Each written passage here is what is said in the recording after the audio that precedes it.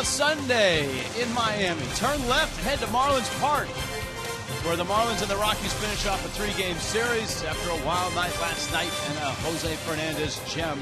The Marlins now at, hey, it's a kid's Sunday. Come on, everybody, play nice. The kids are here. It's Sunday. It's baseball. Mike Redmond's got his lineup. He's ready to go against the Rockies. Rich Waltz along with Tommy Hutt. Okay, last night, Jose Fernandez certainly was the headliner. He was dominant, 7 scoreless innings, adding to his resume that might result in a Rookie of the Year award.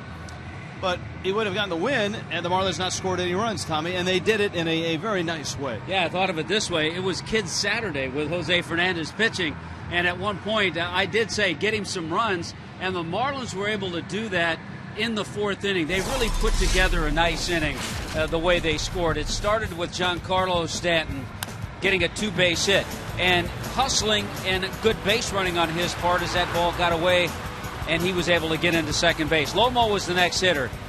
Right away you could see he knew what he wanted to do. He rolled over, hit a ball the other side of the diamond and got Stanton over to third.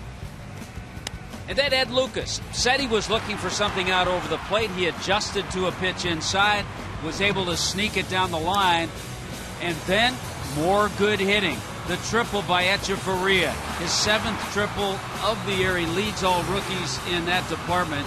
And with Echeverria at third base, it was Jake Marisnick, the hitter. He launches a fly ball deep enough to score Etch from third base. So some good hitting. Even the 2 outs were very, very productive. And that's how the Marlins got their 3 runs to give to Jose Fernandez. Okay, getting runs today for the Marlins might not be easy because they face a really good pitcher, a guy that's had success as a Rocky. It's our Coventry Healthcare matchup, lefty Jorge De La Rosa.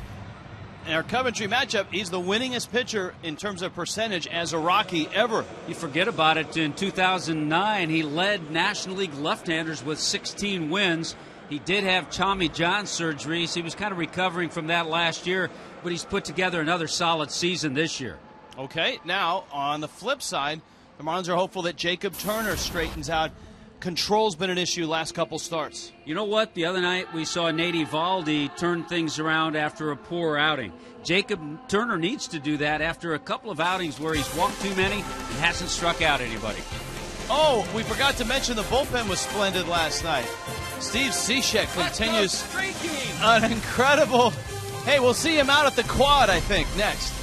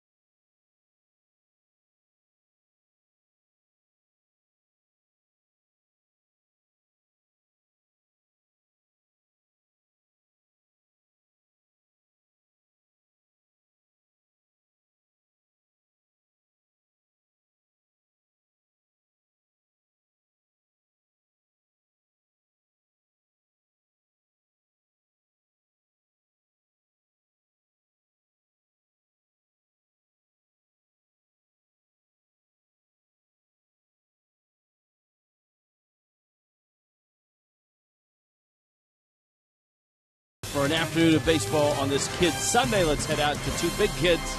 Craig Minervini, Jeff Conine. Thank you, Rich. Boy, when the Marlins take the lead late in the game, they feel pretty good about the 8th inning, and they feel very good about the 9th inning, where Steve Cishek has been not unhittable, but darn close to unscorable in his recent outings. He's been great. Pretty much lights out, and like you said, getting to that position, 7th, 8th inning has been great. But Steve Cishek right now is taking an assault on the record books, especially for the Marlins, with 23 straight saves.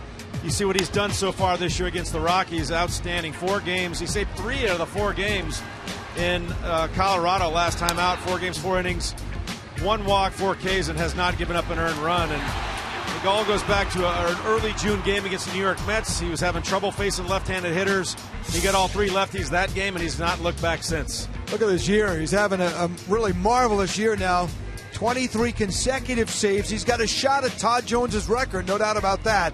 And among active streaks, that 23, only behind Greg Holland and Craig Kimbrell in all of baseball. He's got a 1.34 ERA his last 33 appearances, including those 23 consecutive. Yeah, you remember when he blew for a couple games early in the season, his ERA was up over 6, so it's come down very quickly since then. A lot of confidence when Cishek takes the hill. The Marlins can only hope that if they don't have a big lead, they have Cishek on the mound in the 9th inning here today in the rubber game of this series against Colorado. Rich and Tommy will have the call. Sunday afternoon baseball coming up on Fox Sports Florida next.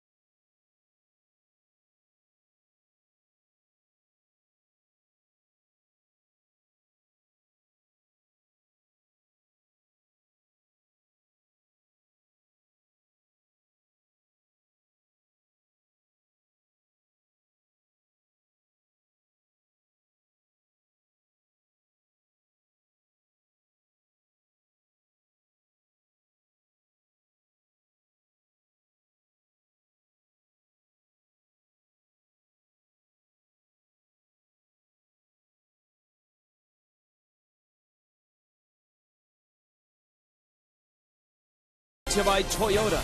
Let's go places. By AT&T Uverse TV. Check availability 1-800-PICK-AT&T. Rethink possible.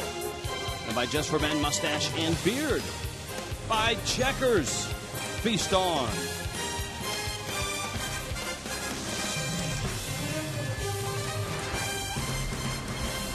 Rockies, Marlins, ready to go. Inside Marlins Park, Jacob Turner at the ready. Pinch Penny brings you the first pitch. Charlie Blackmon watches a strike. Rob Drake calling balls and strikes. Coy Hill working behind the plate with Turner, who makes start number 16 on the season. DJ LeMahieu and Corey Dickerson for the Rockies. Rich, one good thing about Jacob Turner trying to turn things around is that he had a really good outing against the Rockies at Coors Field. He lost the game, a 2-1 loss, but he gave up just 6 hits and a couple of runs in 6 innings. And a dribbler out Solano's way for the first out of the first inning The Rockies lineup is absent some big bats. Tulowitzki, Rosario, Helton, Fowler all getting the day off. Jam Lexus brings it to you. You've seen Blackman, DJ LeMahieu coming up now. Corey Dickerson in left. Michael Kadyr's in there in the cleanup spot. Nolan Arenado at third. Ryan Wheeler's at first. Jordan Pacheco gets a start behind the plate. Jonathan Herrera is at short. And Jorge De La Rosa hits ninth. Fastball from Turner is a strike to LeMahieu, the former Louisiana State shortstop.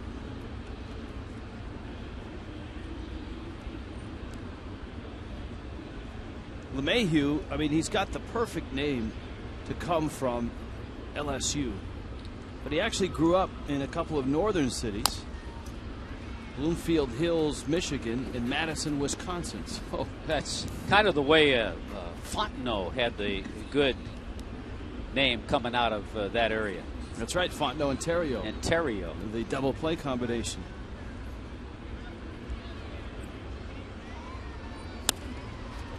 In the air to center. Justin Ruggiano getting the start. And he's out there and makes the catch. Take a look at the defense for the Marlins, brought to you by Cleveland Clinic, Florida. All right, you saw Ruggiano, Yelich, and Stanton filling out the outfield. Lucas Echeverria, Solano, and Lomo around the infield. You've seen that setup before. Coy Hill behind the plate, Rich, and if early signs indicate just a few pitches from Jacob Turner, he's back on track. He's throwing the ball well, good velocity, good strikes. So after 6 pitches, he's made some good ones. Well, the strikes are a key. Chuck Hernandez talked about Turner and his mechanics. Here's Dickerson. He's in the 3 spot. Chuck felt that Turner's front side was opening up early, that he was not in rhythm in his last 2 starts. And it showed with the balls and strikes. As many balls as strikes combined in 2 starts. The amazing thing is he gave up only 5 earned runs combined in 2 games in which he walked 11 and struck out no one. Yeah, he'd be the first to tell you that he really had to work in those games to keep the runs from scoring. But you can see velocity's good. 9 pitches, 6 strikes already. Well, it speaks to his stuff that he was able to get through those games and at least get 5 innings in and keep his team in the game. The Marlins actually won one of those games in Kansas City 5-2. They did lose the other start to the Dodgers 6-4. Boy, the other thing that will give a good positive to Jacob Turner, Chuck Hernandez likes it. Turner at home 3-0 and a 2.66 ERA in his 7 starts at Marlins Park. Here's his 2-2 pitch. Little ground ball to third. Lucas across the diamond in time. A 1-2-3 first for the Rockies. Jacob Turner looks sharp. Marlins coming up.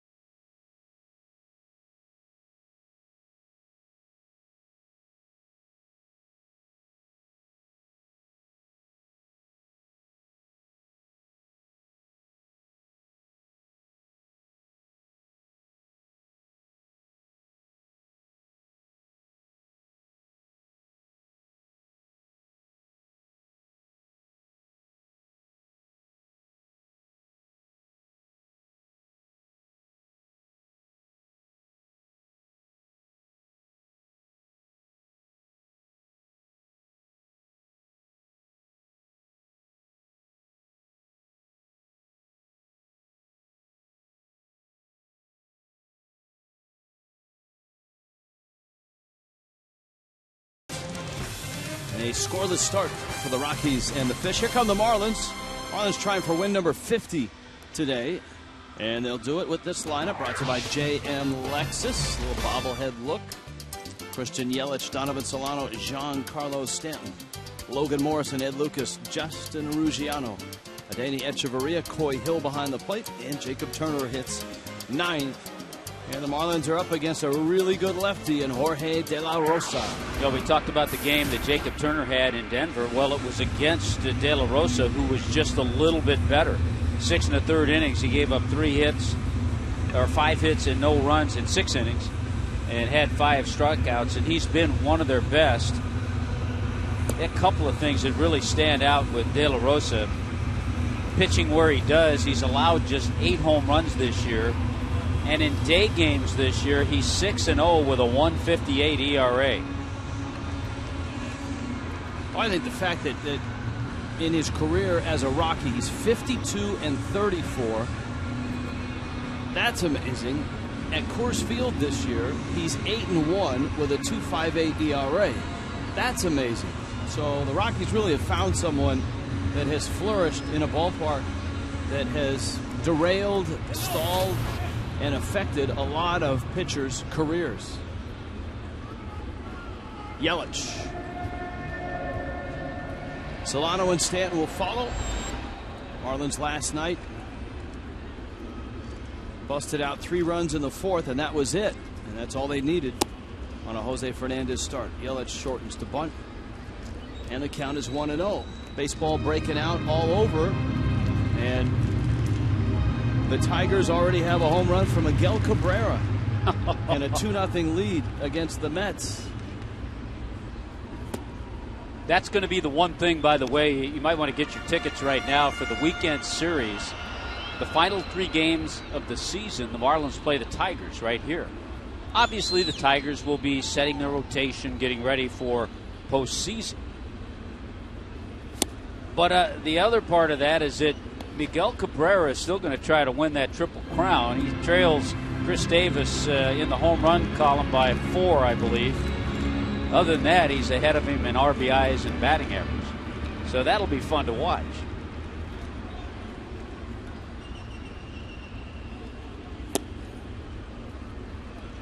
Yelich with a good at bat now. He's flipped it to a hitter's count at 3-1. Yeah, you're right. Chris Davis has 46 home runs. Baltimore is at home against Oakland.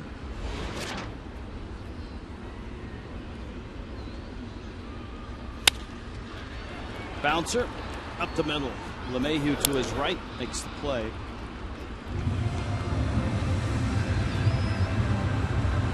An out here in the first. Here come the Rockies defensively, brought to you by the Cleveland Clinic, Florida. All right, Corey Dickerson, Charlie Blackmon, Michael Kadire in that outfield. Arenado, Jonathan Herrera, DJ LeMahieu, Ryan Wheeler around the infield, and Jordan Pacheco behind the plate. Solano now. Donovan Solano, a couple hits in this series. He was 0 for 4 last night. Marlins had only 4 hits last night. There were just 8 hits in the ballgame. Jose Fernandez gave up 4, but 7 shutout innings, striking out 8. AJ Ramos and Steve Cishek were outstanding. Yeah, the Marlins have just 8 hits in the series. They had 4 on Friday night. See the little hesitation that De La Rosa has right about there. Solano's chopper. Arenado, boy, is he good.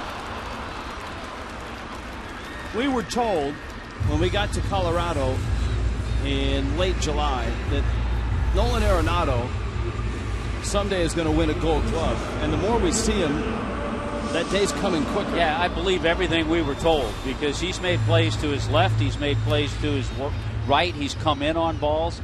We've seen him make all kinds of plays, and he does have that capability to someday win a Gold Glove. Giancarlo Stanton poised, ready to go. Big breaking ball for a strike.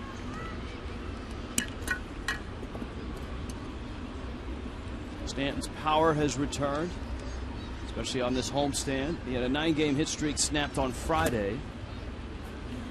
He's had a nice homestand.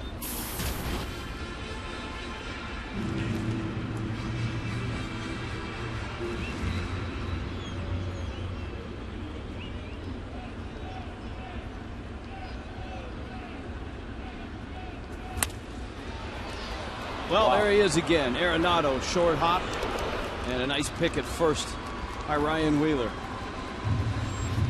And the Marlins better stop hitting the ball his way because he catches everything.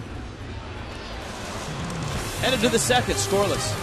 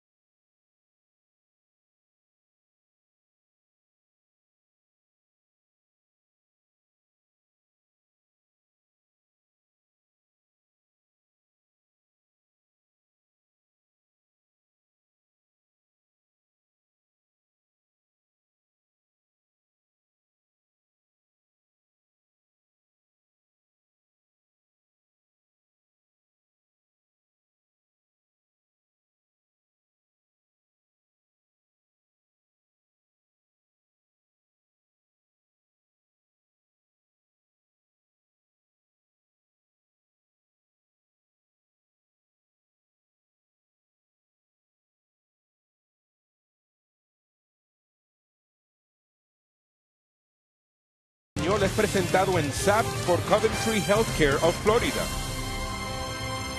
In Miami today, Jacob Turner is looking for win number 4. Scoreless ball game. We've talked about Turner's last couple of starts and how uneven they were with the walks and the strikeouts, the lack of a strikeout, and just the strikes and balls. But I think it speaks to the stuff that Turner has and the type of season that he has, is that his numbers overall, despite those 2 starts, are really, really good. I mean, Turner comes in with an ERA of 3.02, and opponents hitting just .249. And I think sometimes judging a Jacob Turner start or a Henderson Alvarez start or a Nathan Eovaldi or a Tom Kohler start, it's hard to not compare him to Jose Fernandez. I mean, Fernandez is one of the best, if not the best, pitcher over the last 3 months in the game. And so when Eovaldi or Turner hits a bump in the road, it kind of stands out, Tommy. Yeah, because you're kind of programmed to see that from young pitchers. We have not seen it from Jose Fernandez. Now it's time for Turner to get back up on that horse after issuing the walk to Kadire. The walks have been what have gotten him in trouble. Now he has to go back into that rhythm and throw the ball the way he did in the first inning. And here's Arenado.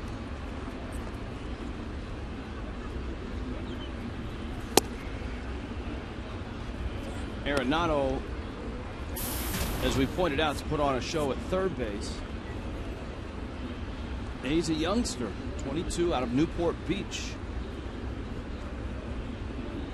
Was a high school catcher, but drafted as an infielder. Rockies felt he would make a fine infielder, and guess what?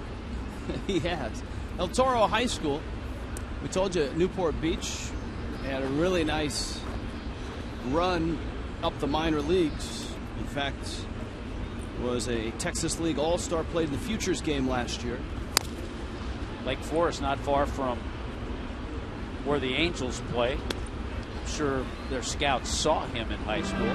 Hey, when he was a 20-year-old in A-ball, he led all of minor leagues with 122 RBIs. We've discussed this before. A bit of a departure for the Rockies in that a lot of their successful position players over the last 8-10 years were college players. Here's the 1-1. Line into center field. That's a base hit. Luciano picks it up. A walk to Cuddyer. A single by Arenado. And Walt Weiss's Rockies are in business. Renee Latchman over there at first base, greeting Arenado. Ryan Wheeler comes up now. This is a Sunday lineup for the Rockies that is absent 4 regulars. And it's commonplace in baseball, especially on a Sunday game when it's a day game after a night game. Veteran players or players that you need to get a day off, this is oftentimes the day to do it. That one scoots through Hill and goes to the screen, and that's a costly either wild pitch or pass ball. Well, a lot of managers will do it, and it's twofold. Not only does it give those veterans a little day off, but it gives the guys on the bench that aren't in there very often, it gives them some time to play, some at-bats. Wild pitch. And so the double play not in order, and the Rockies are set up second and third and nobody out. Wheeler, the big left-handed hitting first baseman out of Loyola Marymount, with the count 2-0. Jacob Turner has worked with Coy Hill before. Hill was his catcher in Kansas City.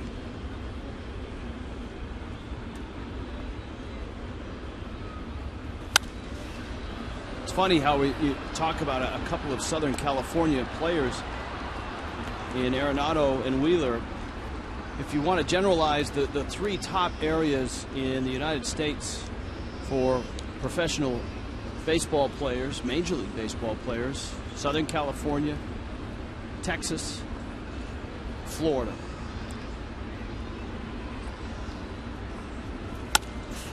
Line into left field. That's a base hit. Cuddyer scores. Arenado will stop. And the Rockies, despite the absence of Helton, Fowler, Tulowitzki, Rosario, are in business here with a run. There were days, I'm sure, Tommy, in your career where you got the call on a Sunday to play. Oh, a lot of times. And they oftentimes called them the bomb squad.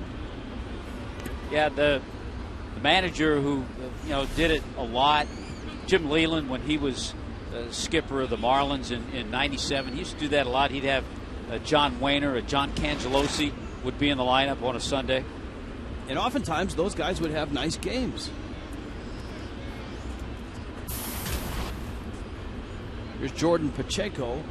He gets the start behind home plate instead of Willeen Rosario. We used to call ourselves in Montreal the bus squad because we took all those bus trips in spring training, and we just carried that moniker over during the season.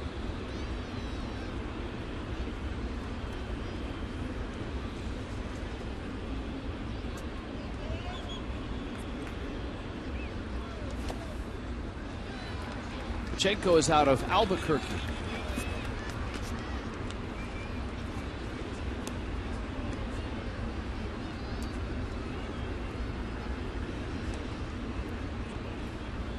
Pacheco's a guy who's played other positions too.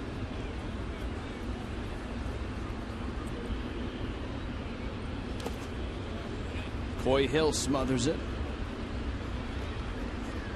I think down the road it's a position the Rockies will try to get another solid backstop, because in Rosario he's such a good offensive player. Down the road they may use him as the Giants use Buster Posey, a little bit at first base once in a while. It's funny how Arenado was a catcher turned into an infielder after he was drafted. Exact opposite with Pacheco. Infielder turned into a catcher. Flipped to first, and it bounces away from Morrison, and a sloppy play leads to another run for the Rockies. Pacheco lines out, and then Solano's throw into the runner. Morrison got tangled up with Wheeler, who was coming back. And the Marlins do get an out, but the Rockies now have a 2-0 lead. Well, the intention was good by Donovan Solano. And in the case of Lomo, it's not an easy play. You have to kind of move your feet, get in a position where you can at least maybe try to catch the ball or keep it in front of you, because you know you're not going to get the out. There's Jonathan Herrera.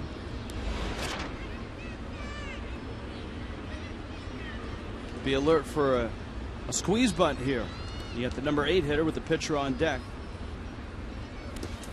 Although Walt Weiss is watching Turner bounce balls up there and throw one to the screen, he might not have to squeeze. And also you had Wheeler on that error go all the way to third base too.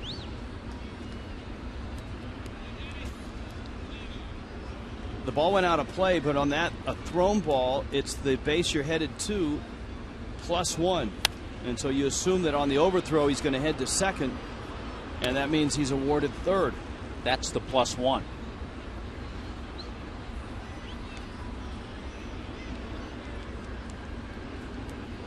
Counts a ball and a strike. It's one of the things that on this homestand, we've talked about the lack of offense. That ball's hit well. Right field. It got Stanton turned around, and he turns around again and makes the catch at the track. Jonathan Herrera muscles up and drives in the third run of the inning for the Rockies. But the Marlins have been sloppy. They've had some sloppy games, not only in making errors and some base running. It has not been a clean and tight homestand. If you'd like a clean and tight website, you can go to Marlins.com. Breaking news, tickets, sweepstakes, Tommy Hutton's bio. Well, all of a sudden now Jacob Turner in that mode he was in the last couple of starts. Go to Marlins.com today. It's a good read.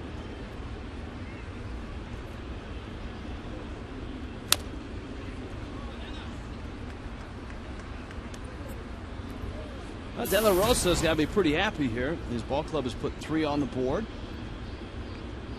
He looked like he was sharp in the first inning. Flips one out to left. Yelich in and makes the catch. But the Rockies, off the leadoff walk, a wild pitch, pair of hits, and a sac fly, have a 3-0 lead.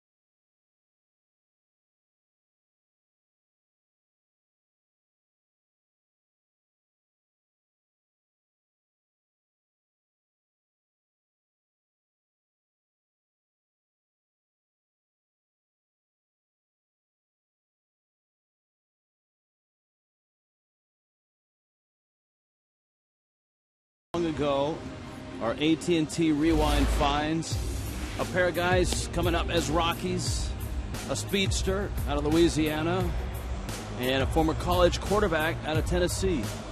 And together they came up as young players, bonded, developed a relationship, and in this series, they re-met. He can teach a lot of people about work. He's inconsistent. He shows up every day, ready to work, and best teammate I've ever had. Wow, that's pretty high praise from a guy like Todd Helton. Best teammate he's ever had. I mean, Todd Helton's been in the game a long time. He's had a lot of teammates. 18th year in the game. For him to say Juan Pierre is the best teammate he ever had, that reinforces all the things that we've seen and heard and observed and experienced with Juan Pierre. Morrison swings and misses. Not easy for Juan Pierre. He's been sitting the last month watching Christian Yelich. I'm sure helping Christian Yelich, but not getting many opportunities to play. A few pinch hit appearances. Yelich himself has said that Pierre has been a very valuable mentor and resource. Morrison out in front. Wheeler has it, steps on the bag. Well, you couldn't have any better. Well, just ask Todd Helton, like we did.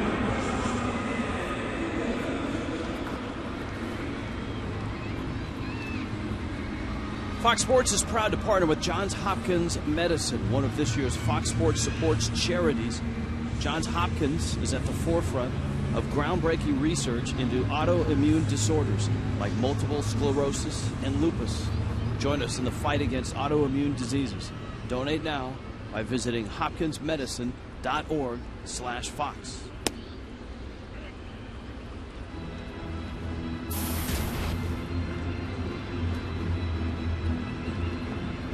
Ed Lucas, Justin Ruggiano also coming up. Lucas bangs one to center. Blackman is there.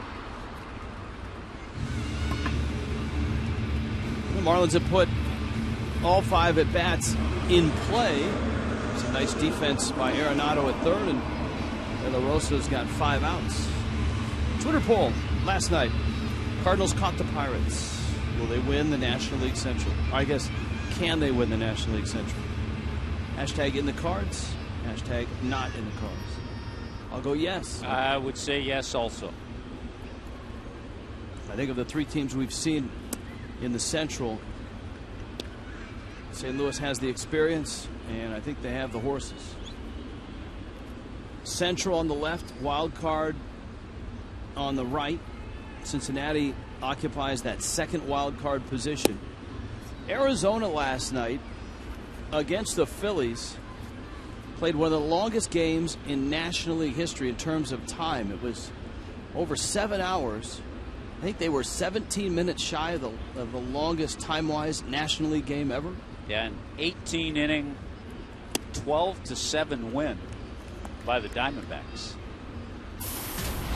And because the Phillies pitching staff was taxed so much last night, Roy Halladay is starting today against Arizona. Yeah, Halladay was scheduled to make his final rehab start today in the minor leagues. But because Tyler Cloyd, who was going to be their Sunday starter, had to pitch 5 innings in the game last night, the Phillies had to make the move, and they brought up Halladay. Arizona has scored first in the top of the first against Halladay. It's 1-0 Diamondbacks.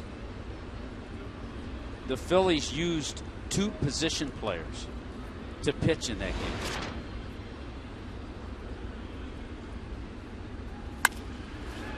Ruggiano bangs one to right, hits it deep. Kadire, and it's gone.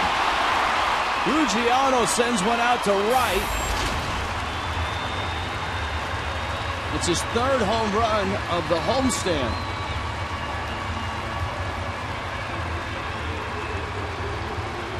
He had gone all season and 12 homers without homering here at Marlins Park. He hit 2 in a game against the Giants to start the series. And he goes out to right, which is not easy for a right-handed hitter in this ballpark. Watch a nice swing. Pitch out over the plate. That's where he goes. And you're right. You really have to stay back on a ball like that to drive it as far as he did. Yeah, he hit those 2 against the Giants when he came into the game in a double switch. Didn't even start the game. And so Ruggiano just one behind Giancarlo Stanton.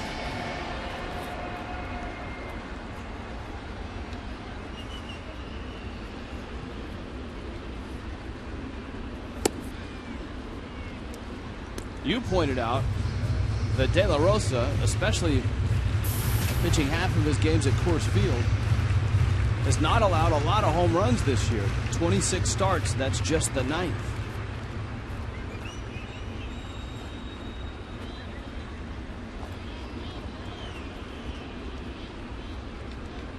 Well, the Marlins now have hit 8 home runs on this homestand. Stanton's hit 3, and now Ruggiano's hit 3.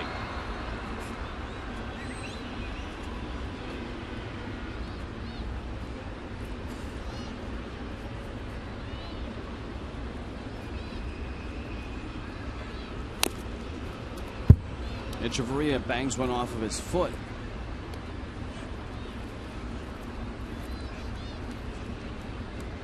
Yeah, the Cardinals have caught the Pirates. I think they have a little more experience. Beltran's hot, Holiday's hot. Pittsburgh is still 23 games over. They are going to have their first winning season in, 20 years? And they will go to postseason. Barring an epic-type collapse. But I think after watching last year, everybody that's in a wild card / division race understands the wild card game didn't get you squat because the 2 home teams lost last year, right? Atlanta and Texas. There you go. Okay, got that game at home. Let's go get them. It's not that easy.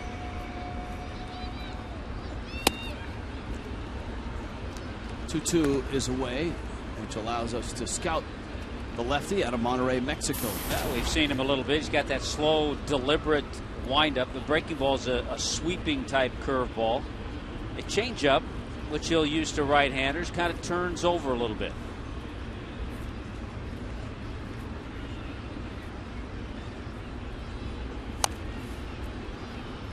And I think we pointed it out when De La Rosa faced the Marlins in Denver. His career high at strikeouts is 12 in a game. He did that in 2009 against the Marlins.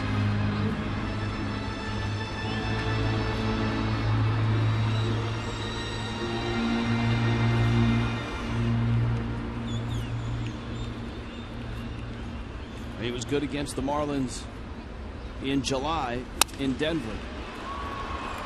Will pop up. Wandering out there is LeMahieu, and he makes the catch. Miami's on the board. And it's an opposite field home run from Justin Ruggiano. 3-1 Rockies.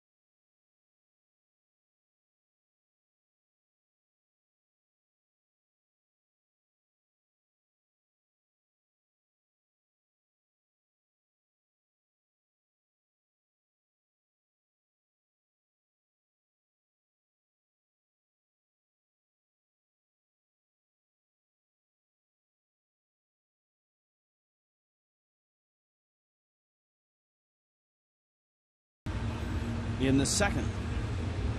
Jacob Turner gets the top of the order. Charlie Blackmon, DJ LeMahieu, Corey Dickerson, Rich Waltz, along with Tommy Hutton, Craig Minervini, Jeff Conine will be by after the ball game for Marlins Live. But you were talking about the Cardinals. They're dealing. Everybody's dealing at this time of year with injuries. They had to place Jake Westbrook on the disabled list.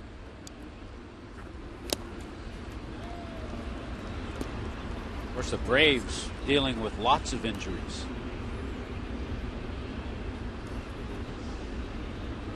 Well, the one thing the Braves have, and they do have injuries with some of their arms, is the Braves are very good as far as organizational depth with pitching.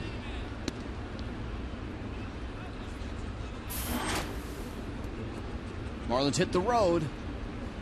Nathan Eovaldi, Ross Ollendorf. Into center field, Charlie Blackmon has a solid hit, big turn, and he'll hold at first base. The Rockies have had good swings against Jacob Turner. They banged out a couple of hits and a deep sacrifice fly in the second. The Hall of Famer has a birthday today. Dave Van Horn turns 59 again. 59, I think. Yeah, I think that's about right. He had a visit from Billy the Marlin. I think Billy brought him a birthday cake, maybe a birthday cupcake.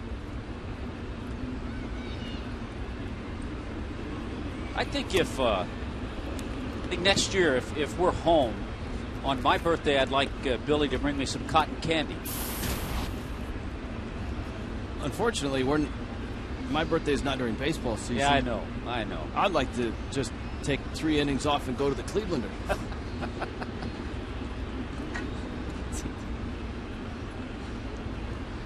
Come back in the 5th inning with a big smile on my face.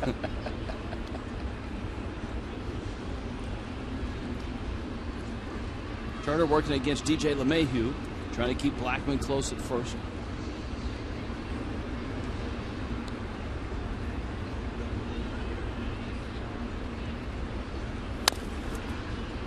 Fastball rides in. If you're around your computer, your laptop, your iPad, whatever device you might have, and you're watching, smartphone, log on to SportsIllustrated.com, SI.com. You can go to the baseball page, and there's a huge article on Jose Fernandez. Cliff Kokorin wrote it.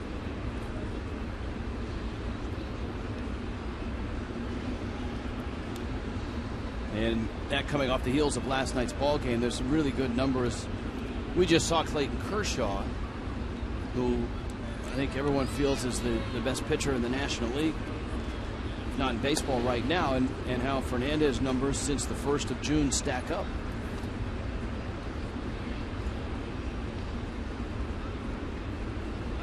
Because as we said after watching Kershaw pitch, I mean, unless he falls on his face this last month, he's the Cy Young Award winner.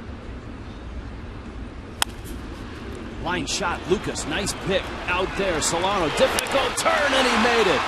Wow, what a double play. Started by Lucas. High degree of difficulty for Solano. And that bails Jacob Turner out. Boy, it's tremendous. Lucas with the pick from his knee, the throw a little wide. And notice how Solano has his back completely to the runner. But a great pick by Lucas. And then Donovan Solano gets a lot on the throw to complete the double play. Corey Dickerson now. That's a big league double play.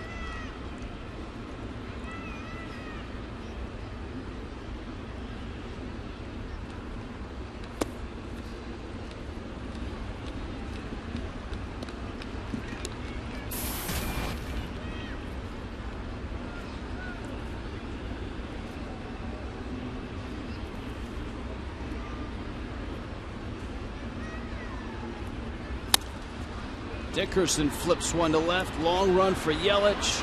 And a basket catch. Good range out and left with Yelich. And Turner gets to a scoreless third.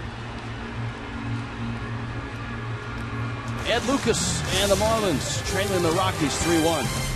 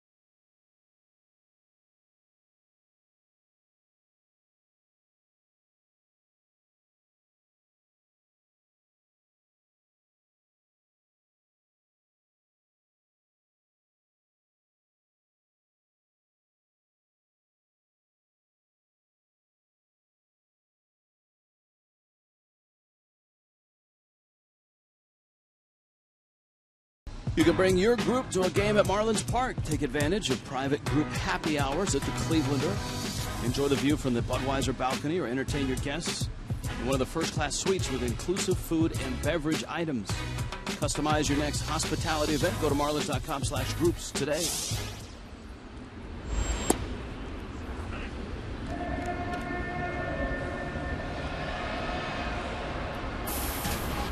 Coy Hill, Jacob Turner, Christian Yelich.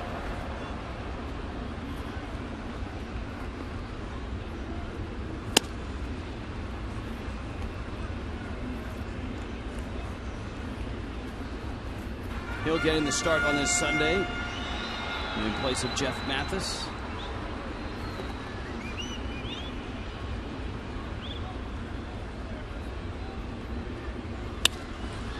And he lines that one into center field, a base hit. So Hill starts the third with a base hit, a single. Coy Hill has 4 hits and 15 at-bats in his time now with the Marlins, and just helping out Jeff Mathis. Mathis caught a great game last night, catching certainly Jose Fernandez, had a rough night offensively.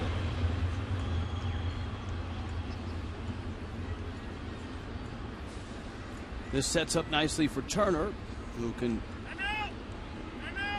try to bunt the runner up. Time was called. I think that was Jordan Pacheco, the catcher, that called it. You got Wheeler holding the runner at first, and Arenado at third base. That's probably where you don't want to bunt it, to third. That one popped foul. He's trying to push it down the first base line. Because Arenado is really cheating in and getting a big jump. Speaking of cheating, if you're Coy Hill, knowing all of that, you might want to be trying to cheat and get a little extra jump at first. Stay out of the force. Turner fouls it back to the screen. Coming up in the American League, in the minors, how much bunting do pitchers really do? You know, I couldn't answer that because I'm not with American League clubs, but I wouldn't imagine very much.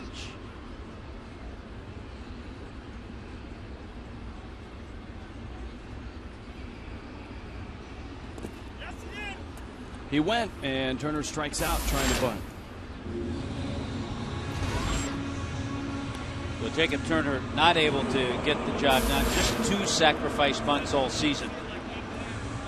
And yes, the Marlins leader in that department, Jose Fernandez, has 7. Fernandez, by the way, for those of you that aren't allowed in the ballpark early before the gates open, was once again hosting a large group of kids. There were no cameras and no fanfare and all that, but there they were, the group of kids. They wear those red-orange shirts that he gives them, and they were parading around the field, and he was leading the parade. Then they stopped in front of the third base dugout. They sat on the grass, had a chat. It's one thing when we talked to Todd Helton today about Fernandez and asked him about facing him. Helton said, boy, he's really good, and then he quickly said, he seems to have his head screwed on right. Yeah, that was the second thing he said. Michael Kadire was asked about Fernandez's stuff, and he said best he's seen all year.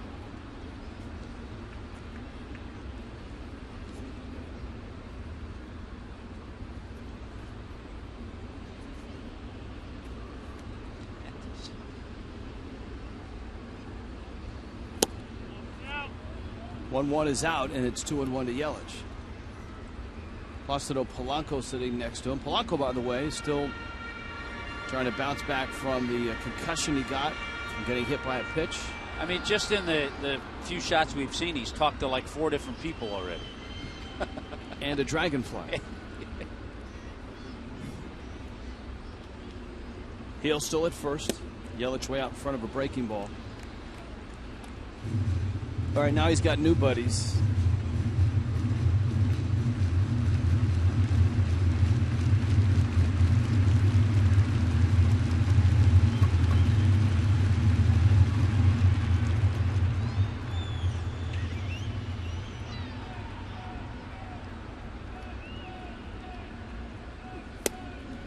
And De La Rosa gets a strikeout of Yelich. Second strikeout in the inning. Here comes Donovan Solano. Marlins have not done a whole lot against this lefty. Not this year. Not in his career. Last 5 starts against the Fish. Marlins have just a 1.76 ERA on De La Rosa's side of the docket. It's kind of interesting. We mentioned the 12 strikeout game that De La Rosa had against the Marlins in 2009. 6 of the strikeouts, 3 each, from his Mexican countrymen. Amezaga struck out 3 times. Jorge Cantu struck out 3 times.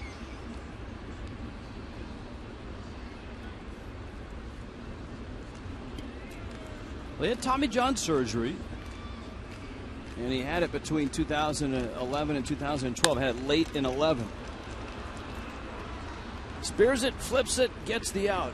Miami leaves a runner. 3 in the books. 3-1 Rockies.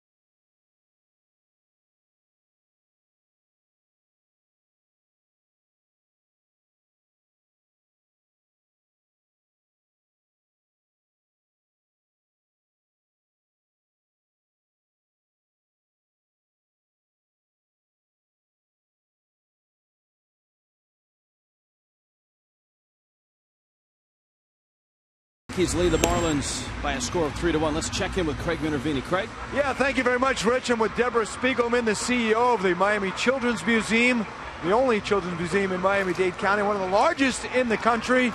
And it's an exciting day because the Marlins are one of the charity partners all year long, and this is a special day for you. It sure is. We're here celebrating our Sensory Saturday program with the Marlins, and they provided great funding. You might want to be careful here. I know.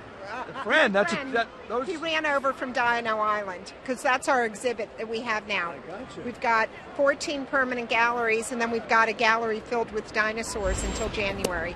So we do lots of great things at the museum. We have a changing gallery. We have changing programs all the time. And in about 10 days, we're celebrating our 10th birthday of being on Watson Island. You know, something I didn't realize that T-Rexes were friendly. I always thought, learning that they were one of the most dangerous of all dinosaurs. But you're saying they're friendly? Our dinosaurs are great. They teach kids. Kids can come in and learn about all kinds of dinosaur facts. They can experience all types of dinosaurs at the museum and have a great time. Can I ask the T-Rex Sue a question? Sue?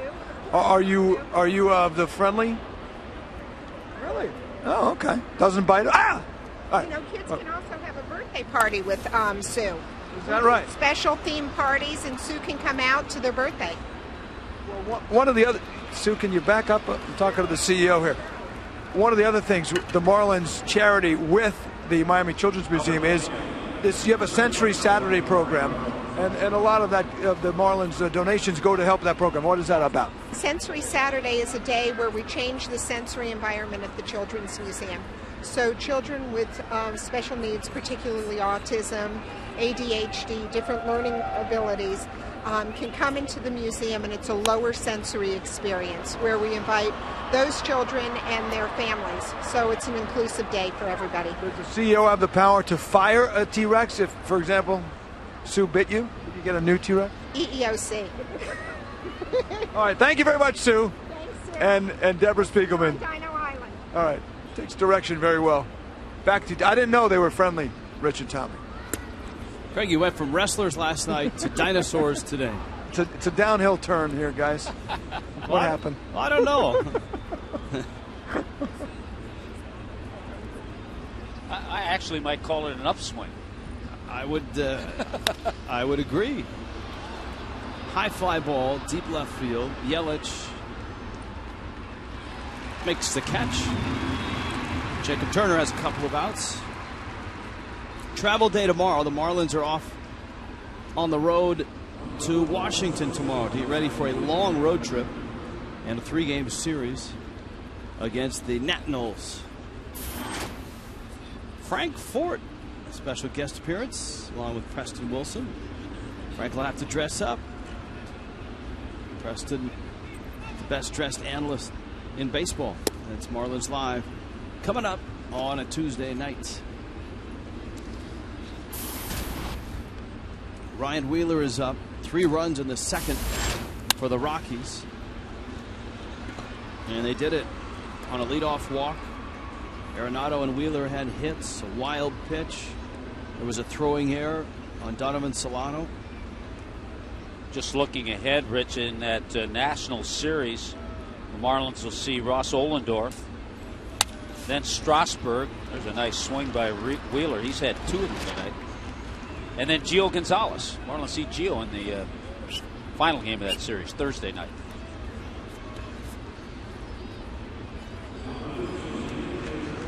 Wheeler's got a couple hits. And here is Jordan Pacheco.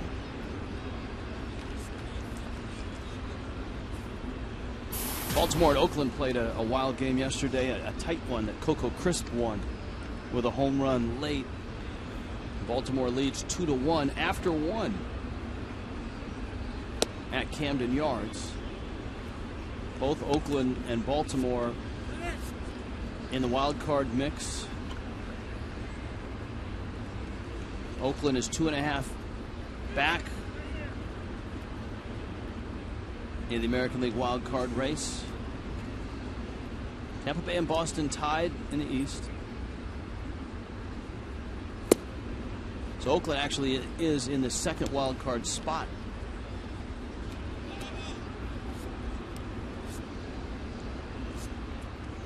and it's Cleveland who is 2.5 back. It's interesting. There are some races that are pretty much determined, and then there are 2 or 3 others that are going to go down to the wire. Texas is up 2.5 in the West over the Athletics. Baltimore 5.5 behind Boston. And so the Orioles just a half game behind Cleveland. The Indians quietly have played better baseball and are now 11 over going into play today. And Kansas City really has dropped off. They've lost 7 in a row. That was a feel-good story. Remember when the Marlins were through Kansas City? And I think that the calf injury / drug suspension to Miguel Tejada was a big blow. That happened when the Marlins left on that getaway day.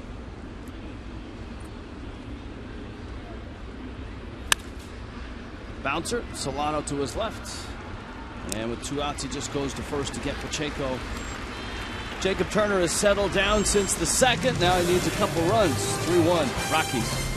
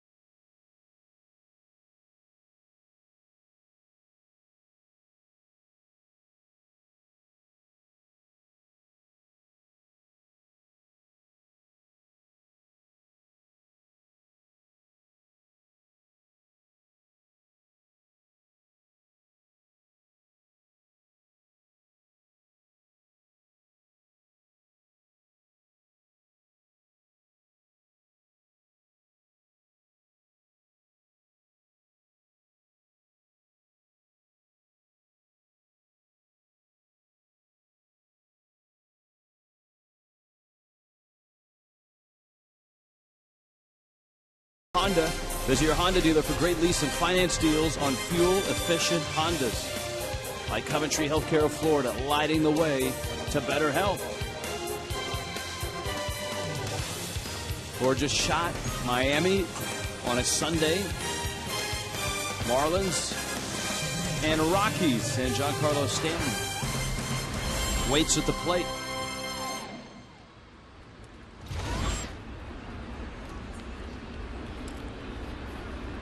You know, it's always a concern, especially early, when a club scores 3 runs. And the Rockies have a 3-run lead, or a 3-1 lead, because the Marlins have played 64% of their games scoring 3 runs or less. Logan Morrison, Ed Lucas following Stanton.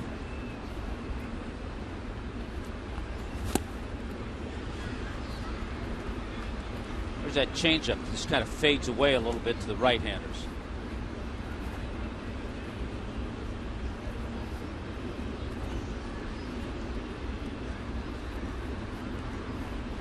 Stanton hit a smash that Arenado snared at third.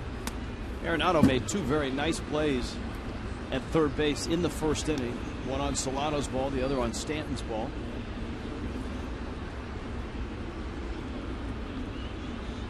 He's got, you know, the glove he's got, obviously it looks like he's had it for a long time.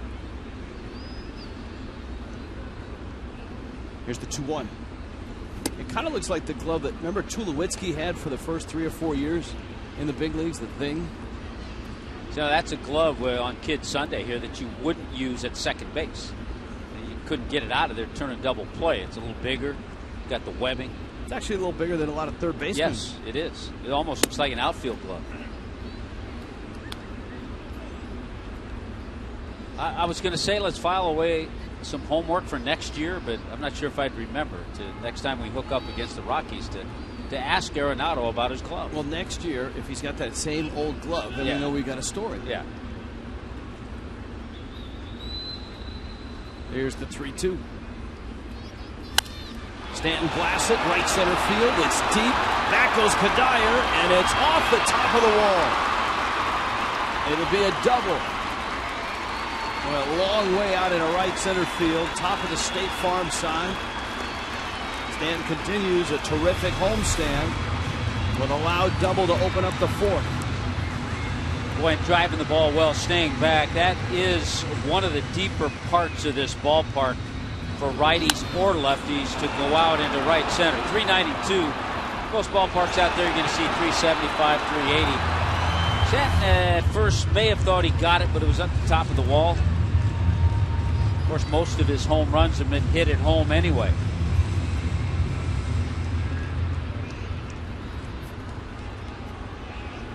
So his double last night got the Marlins going in the fourth on a 3-run fourth inning. Here's Morrison. Ball gets through Jordan Pacheco, and it goes to the screen. And for Logan Morrison, that's probably a little bit of a relief, because last night Morrison in the same spot gave himself up, pulled the ball to the right side, moved the runner up, and I'm sure Morrison was thinking that right here. And you know why that happened to Logan Morrison right there? It's his birthday. That's right. So on his birthday, rather than try to move a runner over, he gets to try to knock him in. And the Rockies infield, with a 2-run lead, is back.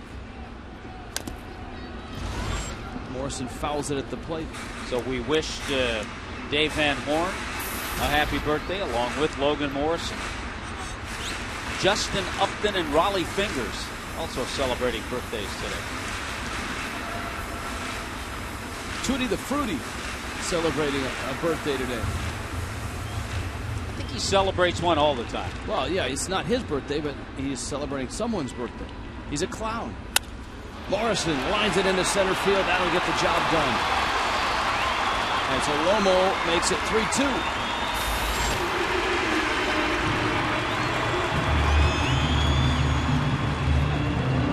We talked about the homestand that Stanton has had. Logan Morrison's had a very good homestand as well.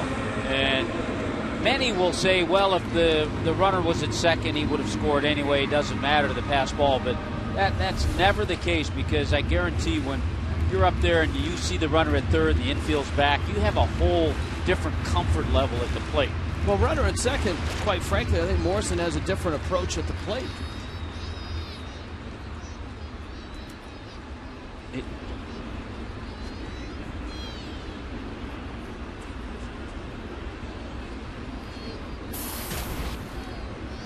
Now it's Ed Lucas. You got Morrison at first, and De La Rosa goes over.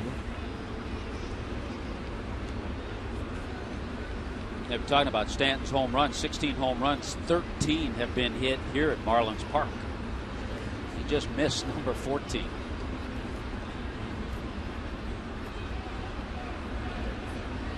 The fourth inning was a big inning last night. Maybe it is again today for Miami. And De La Rosa misses up. Justin Ruggiano homered in the second. Here in the fourth, a double by Stanton, a single by Morrison. That's interesting, too, because it was a fourth inning last night that was started by a Stanton double.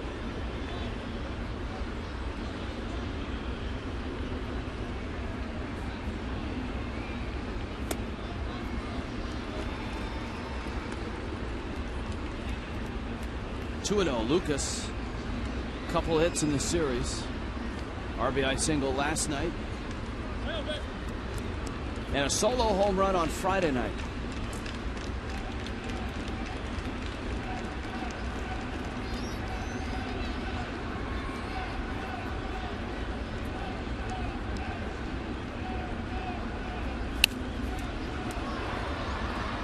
foul back and out of play.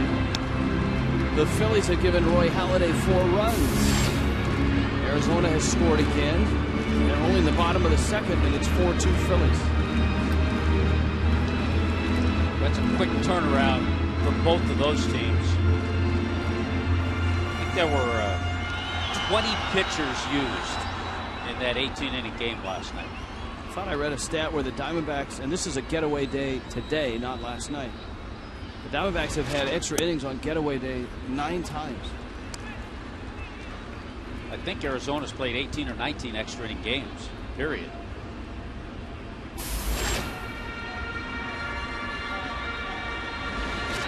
But because the game went till 2:15 in the morning, in essence, is what it was getaway day. So they could factor that into. That's very good. Very new. Lucas fouls it back to the screen. One of the things you were talking about, the Cardinals and the Pirates, and the fact that the Cardinals have caught the Pirates. That's our poll question today.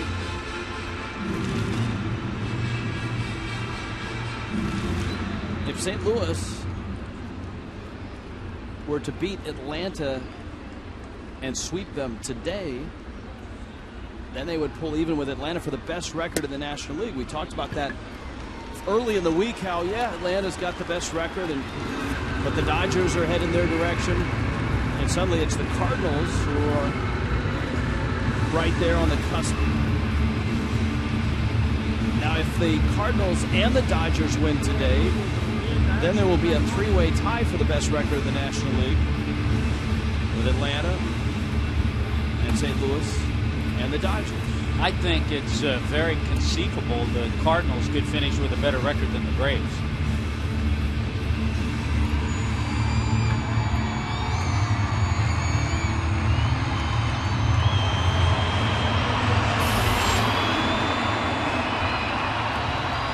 Ed Lucas has walked. And now you've got Ruggiano up, who homered his last time up. You look back, Rich, you were talking about that 4th inning last night. It was also an inning that had some really good at-bats. The Logan Morrison moving the runner over, the sacrifice fly by Jake Marisnick. So all of a sudden, now good at-bats here. The walk, Lucas drawing the walk, being patient against the left-hander.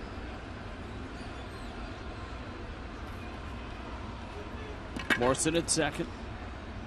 Lucas at first, and Ruggiano clobbers one to center field. Over for it is Blackman.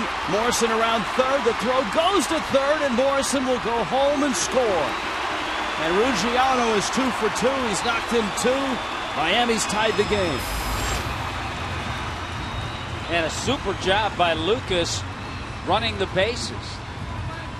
He really summed that up well. He saw the base hit, another solid swing by Ruggiano. And then he saw where the throw was coming from the center fielder, Charlie Blackman. And Lucas put on the brakes. 2 pitches up, Ruggiano's got, and 2 pitches he has smashed. One a home run and one a hard single. And so just like last night, the 4th inning is turning out just nice for Miami. Here is Echeverria. Runner still first and second.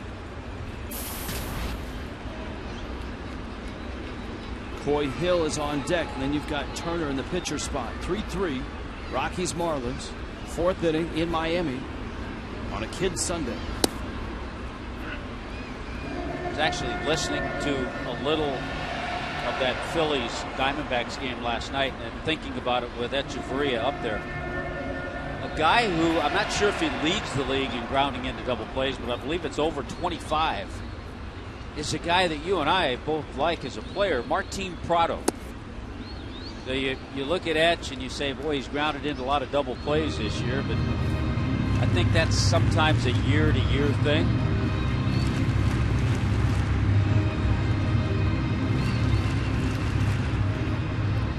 Echeverria on the year is grounded into 18. Matt Holliday is still the league leader at 28. And I think he's close. What's Prado at? Is he close? 24. 24, okay. There it is. There's your league leaders. We'll get the crack staff on this, and we can Google and look. But I believe the Major League record He's like 36.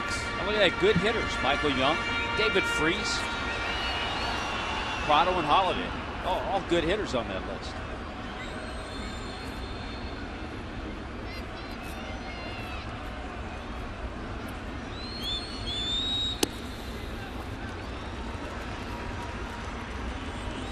Hey guys, that game would have ended in the bottom of the 16th if not for Martin Prado, who made a barehanded play running in, runner on third coming home, and he threw to first, and just by a split second he got the runner going to first. Or the Phillies thought they won. Guys were actually jumping over the dugout area onto the field, and then they had to go back when Prado made that great play, and then Arizona finally won it. I saw that. It was a terrific play and a big moment. I think it would have been their fourth or fifth walk-off. Well, that kid doesn't get into extra innings if Heath Bell gets the job done. He gave up a two-run homer, I believe, to Darren Ruff. And the inning continues with good at-bats. Good job by Echeverria to draw the walk. The all-time record is held by Jim Rice, 36. I was right on that. 1984, Rice bounced into 36. That's the most by a right-handed hitter. The most by a left-handed hitter is a modern-day guy as well, Ben Grieve, 32.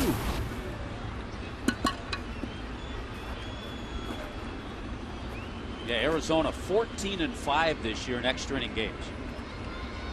Coy Hill now bags loaded. De La Rosa walking Echeverria. And De La Rosa watching the Marlins not only swing the bats well, but hurting himself with a couple of walks. Well, the Marlins came into this game today. They were 1 for their last 22 with runners in scoring position, but today 2 for 2.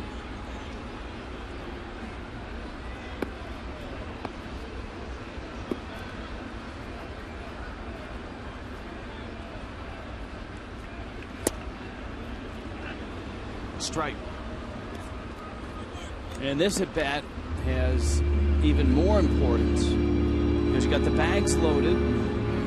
Lucas, Ruggiano, Echeverria, and you've got the pitcher on deck. So De La Rosa's thinking, hey, if I can get Hill, then I got Turner.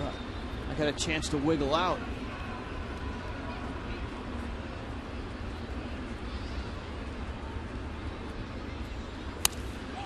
Ground ball, it's fair. Arenado, look at that play. Look at that double play. My goodness. Nolan Arenado crossing the line, creating his own lane to throw in, fires to the plate. That's a 5-2-3 double play. You do not see this double play very often. That's an unbelievable play by Arenado. We had a couple of options, but because his momentum was kind of taking him away from the bag, he thought, okay, I'll throw it to the plate. And with the catcher running, Coy Hill have a chance to get the double play. And with the runner, with Lucas coming in, he had to avoid a throw hitting Ed Lucas. So, man, that's terrific.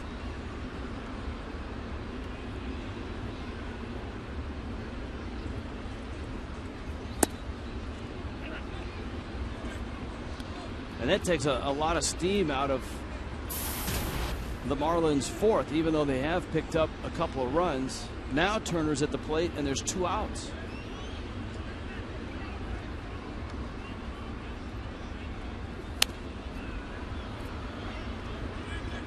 All right, who's a better third baseman in the National League defensively than Arenado?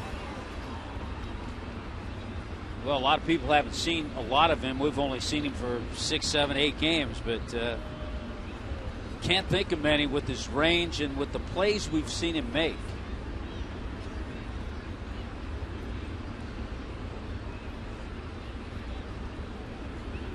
American League, you've got Beltre, who's the guy. And Manny Machado, and the Machado, up-and-coming guy. Yes, he's up and coming and may take that mantle away from Beltre. Ottavino.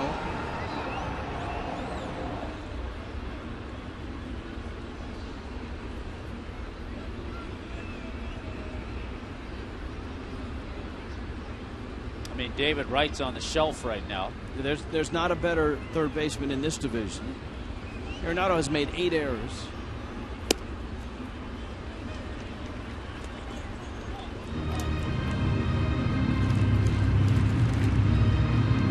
There's your fielding percentage. He's better than Polanco in terms of range and spectacular plays. Polanco is steadier. Uribe, I think, same boat. Uribe's having a good year, but yeah, a little different category.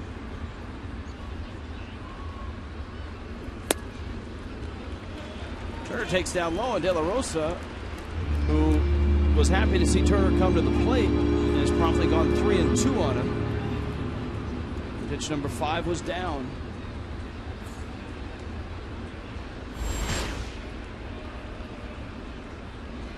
.29 pitch inning.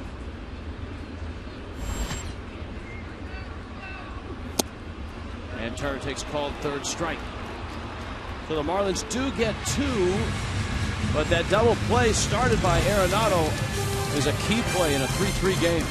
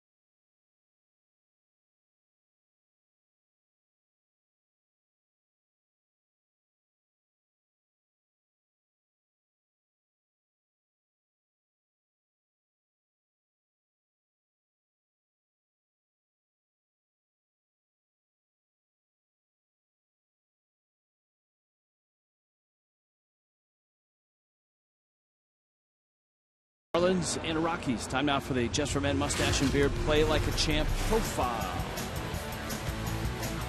Since 2006, we're talking about fielding percentage. Troy Tulowitzki is atop the list.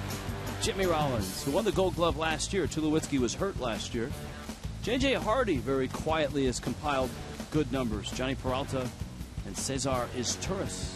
And of course now your defense is not just fielding percentage or number of highlight appearances. Now you've got zone rating, range factor.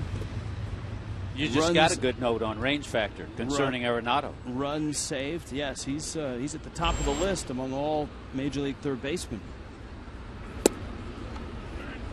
Herrera takes a strike. De La Rosa is on deck, and then Charlie Blackmon. And a dribbler out towards Solano. Tommy, it was not a pretty second inning for Jacob Turner, but since then, he's pitched well. Well, and all of a sudden his club has gotten back in the game and tied it. So it's starting all over again for Jacob Turner. And a good start to get the first out. Now he has the pitcher to deal with, De La Rosa.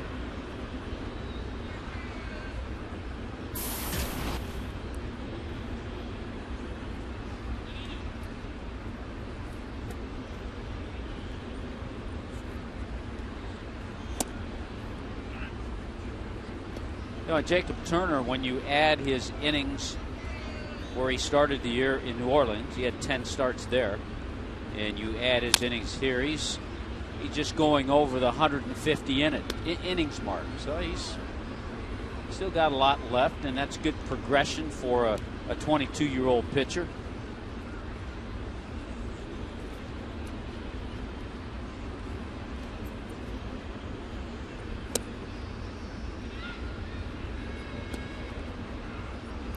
I think if you're Chuck Hernandez and you're looking for improvement from Turner today,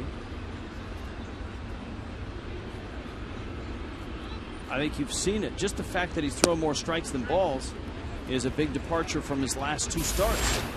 He's thrown 38 strikes, 25 balls. There's Chuck.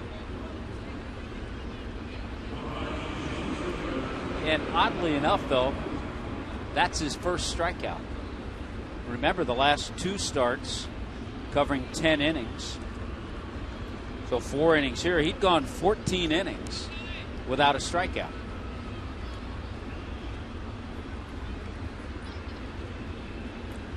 Here's Blackman down. He takes outside. Tommy, the Marlins are headed to Washington to take on the Nationals. They're playing a little bit better. Yeah, they've won 5 in a row. They're a game over, and maybe this is the run that everyone's been waiting for that gets them into the wild card discussion. Or is it just too late to catch Cincinnati, Pittsburgh, St. Louis? Take your pick.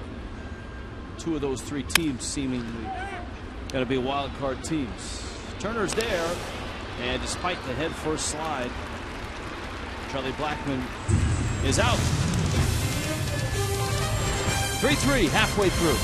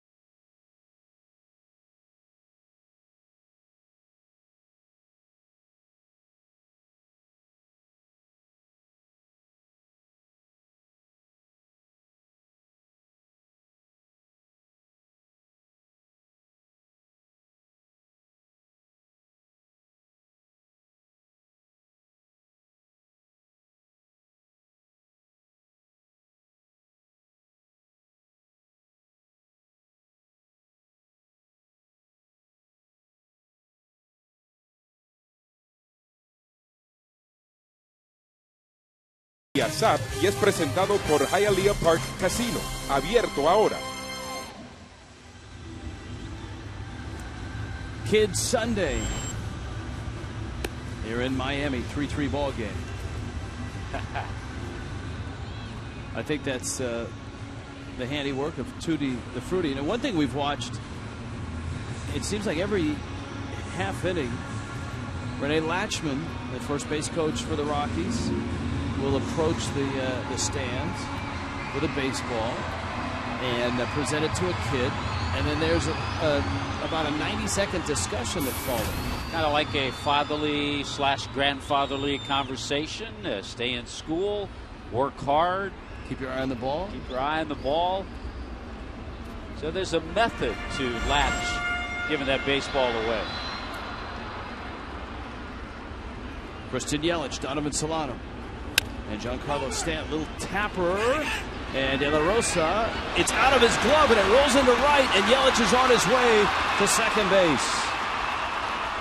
Good hustle by Yelich. You could see that play slow down, and it was going to have to be De La Rosa that made the play.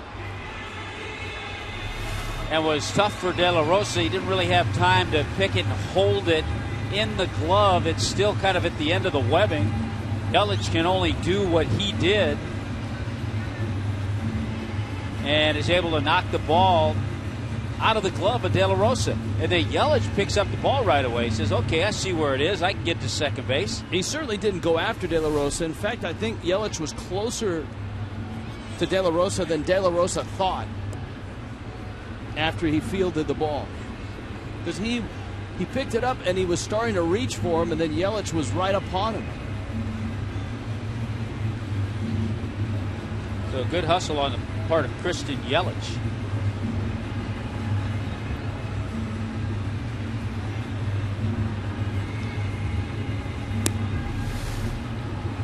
That's a great shot here. There's the ball in the glove, and all of a sudden here comes Yelich. He really never had complete control of the ball. He got banged a little bit, so the Rockies want to make sure he's okay. And shot out of there pretty quickly. Base hit, error, what do you think? Probably error. Because he had him beaten to the bag.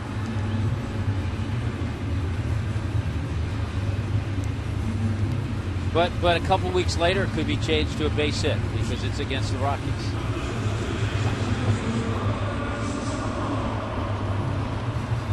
That's right. That would be justice for Yelich, who lost the hit after 3 weeks of an appeal.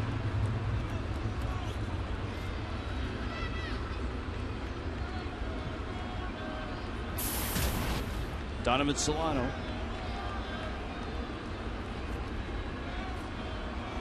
Solano's got a job to do. He's one of the best at this. He's going to do it with a bunt, and is he out? He's out. He was out of the box. The ball hit him, and he is out at the plate. Whether Solano realizes it or not, I'm not sure. He saw the first base umpire just call a foul ball. Mike Redmond is arguing now.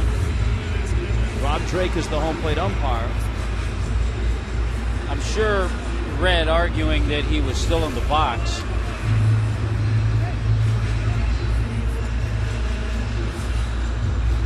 Well, I mean, what he sort of is. It's a real close call. It's one of those could go either way. Technically, his left foot was still on the ground in the box, but that's tough for an umpire to see. Absolutely. And I'm sure Red told Solano, get him over to third any way you can, because we've seen him hit balls the other way. He can do it that way. In that case, Solano was trying to drop down a bunt and move Yelich to third that way. When a manager knows a hitter's capable of doing it a couple of different ways, he usually gives the hitter the option.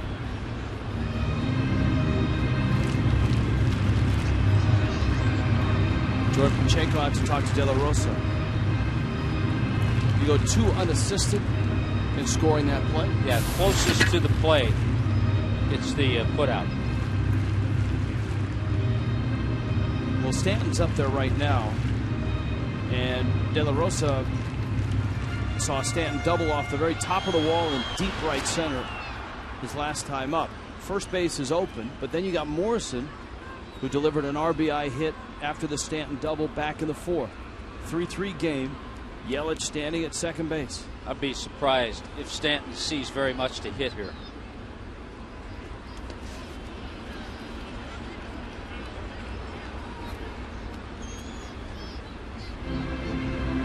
Remember that conversation we had early in the year with Joey Votto in Cincinnati, who's been in a spot where he hasn't had protection in his lineup and has been pitched around a lot? This is where, I mean, you might not get it, but you have to be ready for that fastball. It's right there, but he's not going to get it. They're just going to go ahead and put him on. Votto told us that in that case, whether you're unsure whether they're pitching around you or to you, you have to go to the plate thinking that every pitch will be a strike, which is not easy. That's a mental grind.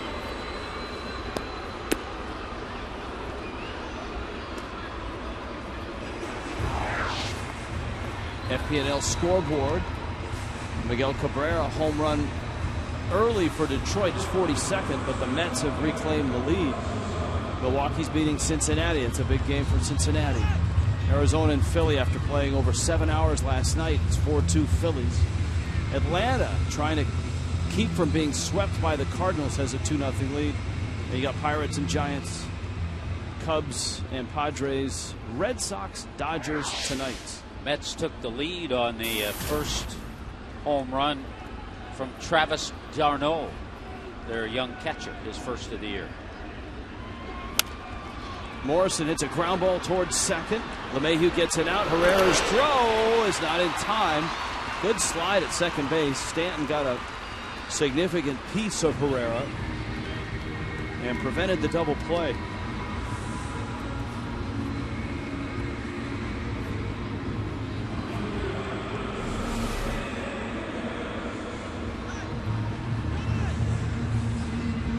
Never got a piece, but he altered his delivery to first base. That's a good way to put it. The flight plan was altered. You're right. Boston and the Dodgers play tonight. The 8 o'clock Eastern, 5 o'clock Pacific. And for the Red Sox, what an interesting travel week it's been. Remember, they played the late game on Sunday night before flying to San Francisco to play the Giants the next night. Thankfully, the Red Sox have tomorrow off before playing the Orioles on Tuesday. But they played the late night going out to the coast, and they played the late night game going back to the East Coast. So they probably landed in San Francisco 6, 7 a.m. Last Monday. They'll land tomorrow in Boston about the same time. I think, Rich, from what I was told, they did not leave after that game. They left the next day and flew to San Francisco. So they flew to San Francisco and played the same day? Yeah. Obviously, it's a 6 of one, half dozen of the other. But at least they were able to probably get a decent night's sleep at home and then left the next morning. Didn't know you could do that. Here's the 1-1. That home run by d'Arnaud is first career home run.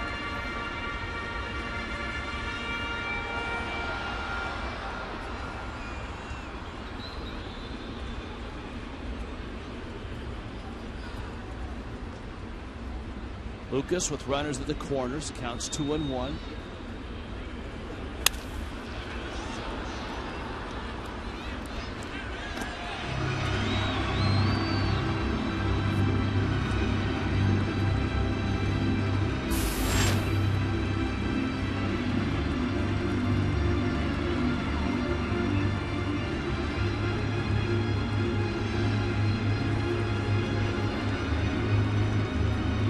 One thing we're really enjoying and watching Ed Lucas is he gives you that good at bat every time.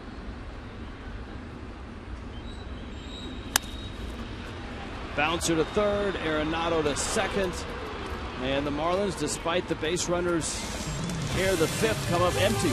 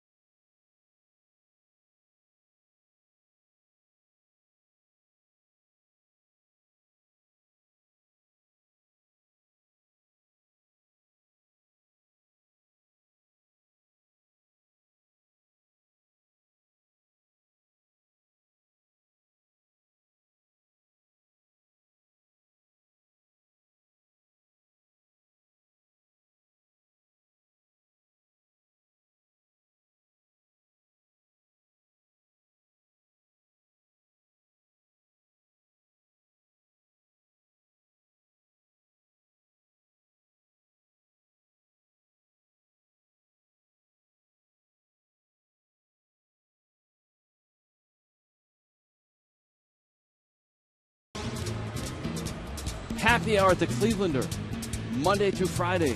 Home games here at Marlins Park for just $20 a person. Get a ticket inside the Clevelander, a free domestic beer, and additional drink specials. Packages are restricted to guests 21 and older. Go to marlins.com/groups today.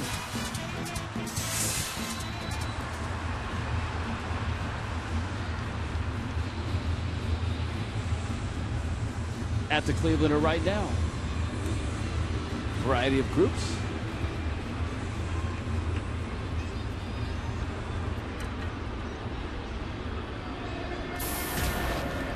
DJ LeMahieu, Corey Dickerson, Michael Kadire in the 6th. Jacob Turner, after giving up the 3 runs in the 2nd, has been effective. And 2 of those runs earned, 1 unearned. And it's been a nice comeback after the little falter in the 2nd inning.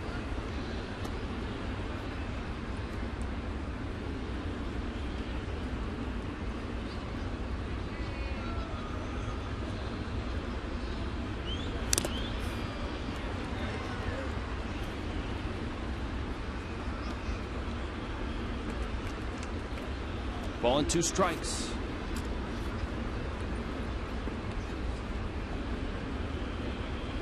The Rockies are a distant 17 games back in the West. Arizona, even with their win last night, 9.5 behind the Dodgers. Echeverria gets the out.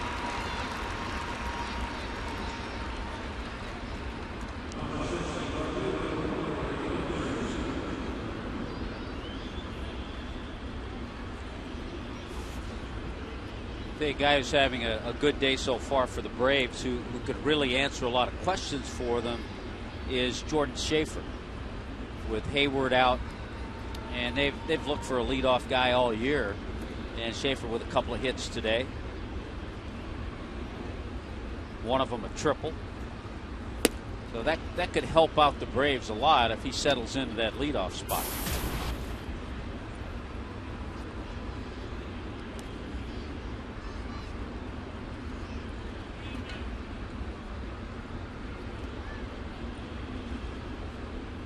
Nationals have fallen behind Kansas City. Alex Gordon and Salvador Perez have homered. 4-0 Royals in the 3rd in Kansas City.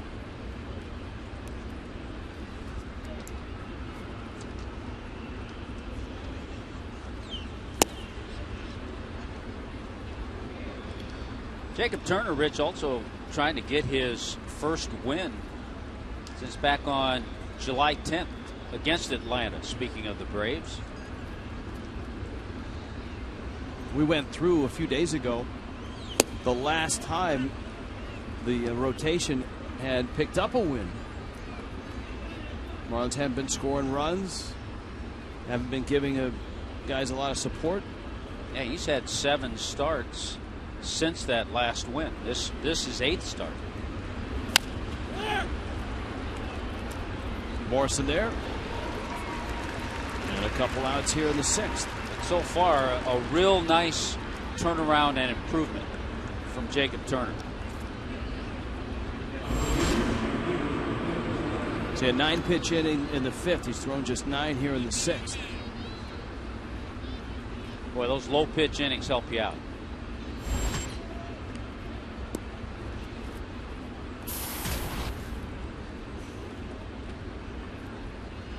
Now Kadire.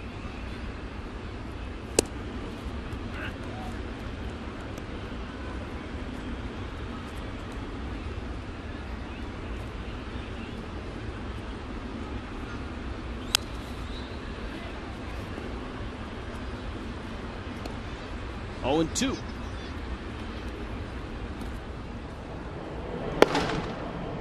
Dan Jennings, Ryan Webb in Miami's bullpen.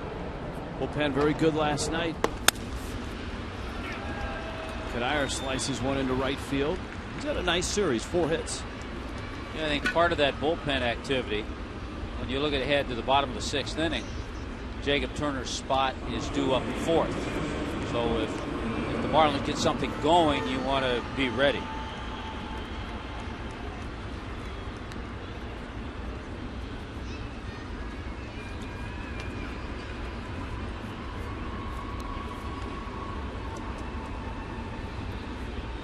Here is the aforementioned Arenado.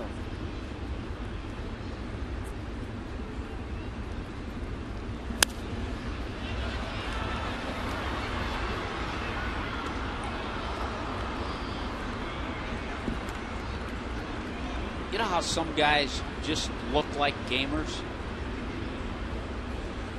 I think a little bit of Tulowitzki's rubbing off on Arenado.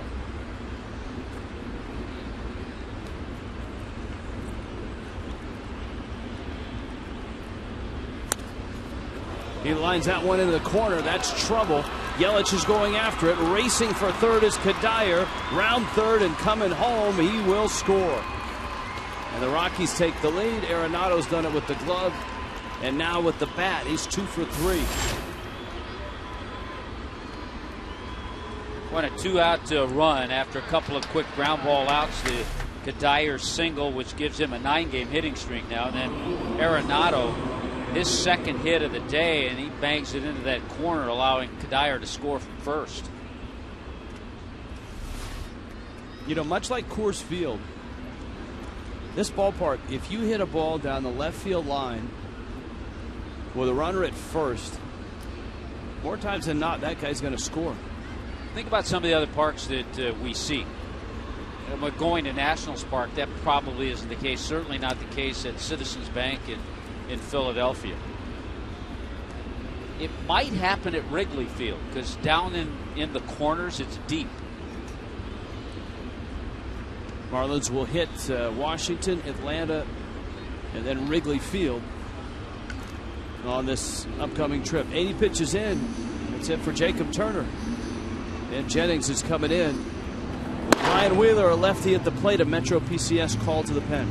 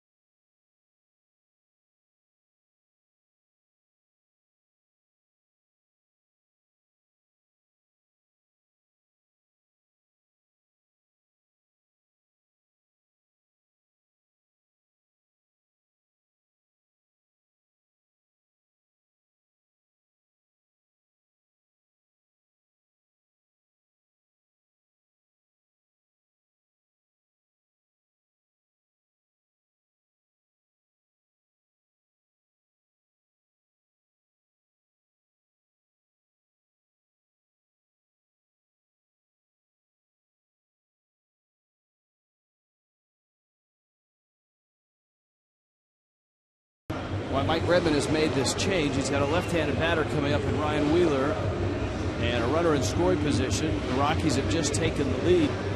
And I think the fact that Wheeler has had 2 nice at-bats against Jacob Turner. Absolutely. I mean, you factor a lot of things in if you're a manager. And it's another reason that Mike Redmond had activity in the bullpen. And even though he was maybe looking for Turner to get through this inning and hitting for him in the bottom half, he had his guys ready in case this situation should arise, and it did.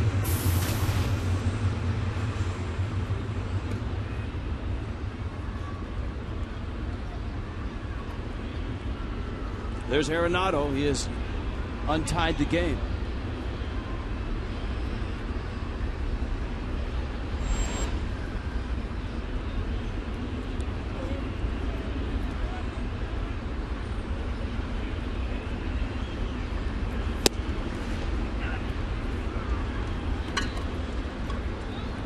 Adam Ottavino.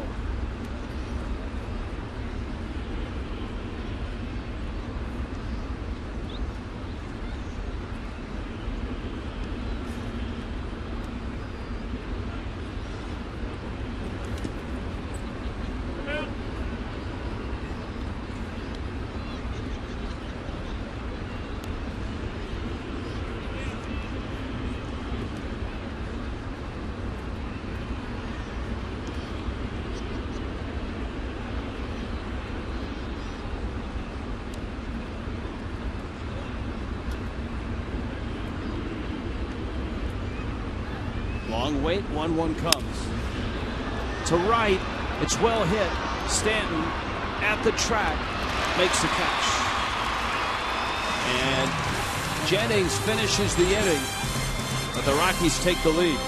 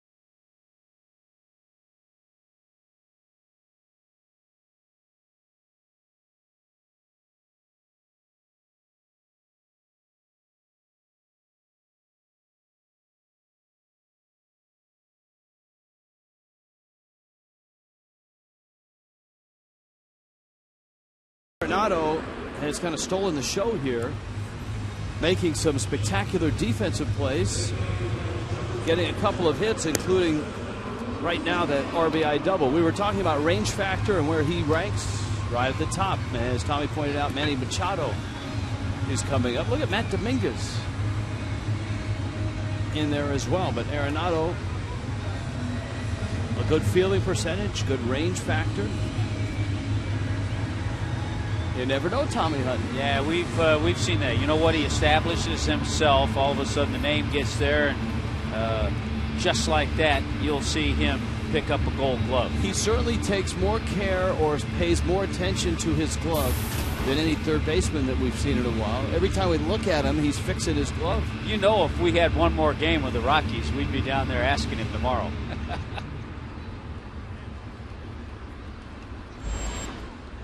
So both starters are out. Ruggiano takes a breaking ball for a strike. Ruggiano homered and had an RBI single against Jorge De La Rosa. Just a 5-inning start for De La Rosa.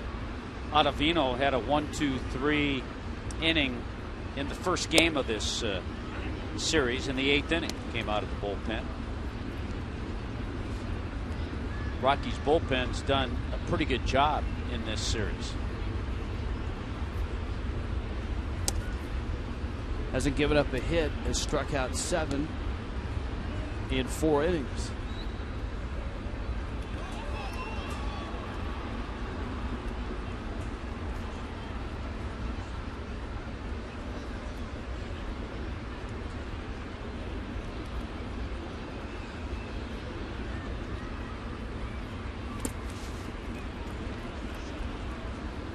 Ball and 2 strikes. Well, Justin Ruggiano just continues to get big hits, the home run, an RBI single today, even though his playing time has been sporadic, with the Marlins wanting to get a good look at Jake Marisnick.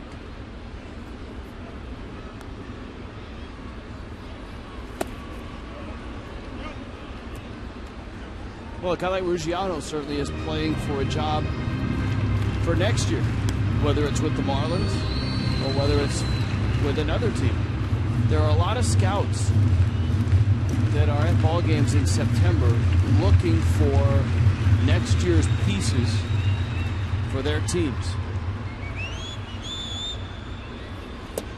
Yeah, that is true. We start seeing more scouts the latter part of the year. Ruggiano walks. So Miami has another base runner.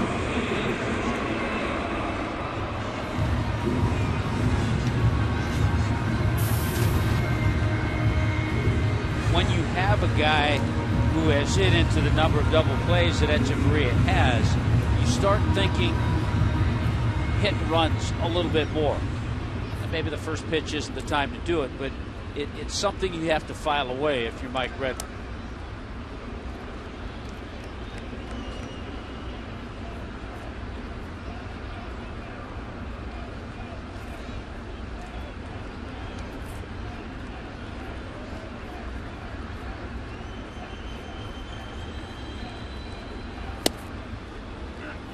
And you have Ruggiano at first base. We've talked about a second on the club in home runs and RBIs. He's second on the club in stolen bases with 12.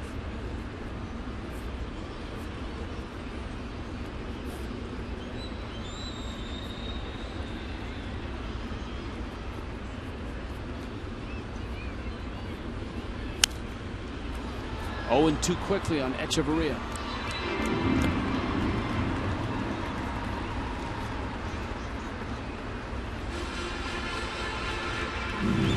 Rockies jumped out to a 3-0 lead in this one.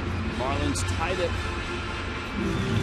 adding 1 in the second, and then tying it with 2 in the fourth. The Arenado RBI double, though, has made it 4-3.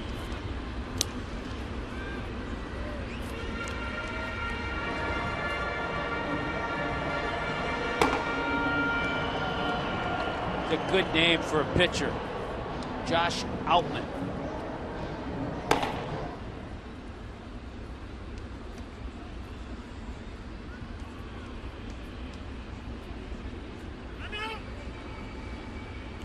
That wait a little too long for Echeverria.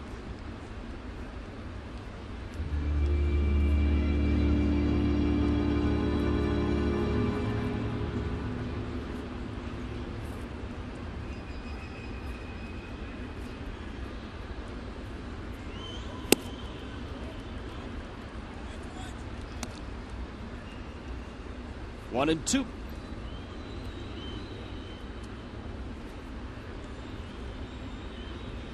Greg Dobbs with the bat. Pitcher spot due up fourth this inning.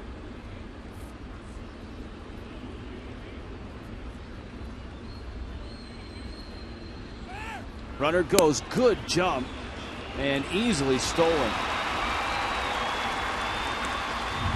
Yeah, I'll tell you, the catch of Jordan Pacheco had no chance at all. Tremendous jump by Justin Ruggiano.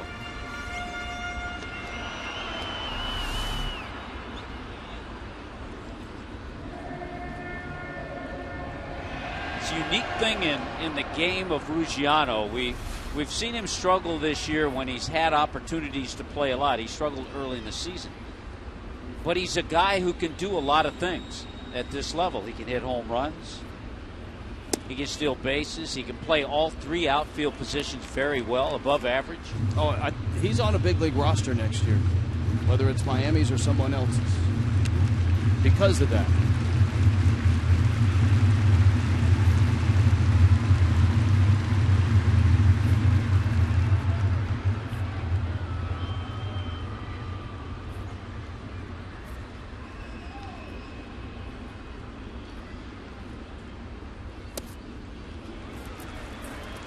Echeverria walks. Well, Miami's had plenty of opportunities.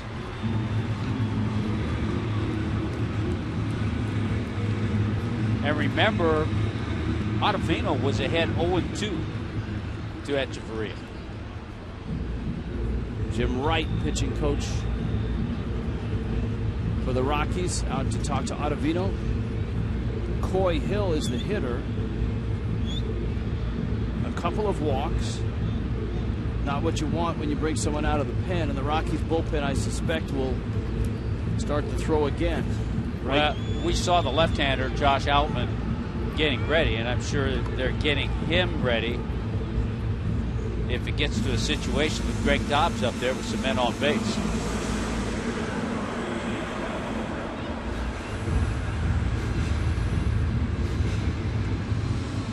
see if Coy Hill is asked to drop down a sacrifice bunt.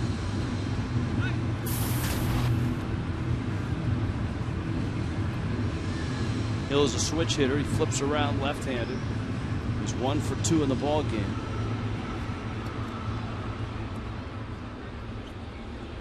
You know, I think the whole equation of whether you bunt or not, so much of it depends on who's on deck or who's coming up. They do the run expectancy index when they measure the value of a bunt. But it's not always equal in that, you know, sometimes you can bunt and the guys you got coming up aren't like a Greg Dobbs, a guy who's a good situational hitter. We saw Dobbs on Friday night have one of those Greg Dobbs type at bats that drove in a run. Hill is going to try to bunt. He takes a strike and it's 0-2. The Marlins tried to bunt back in the third and it didn't work.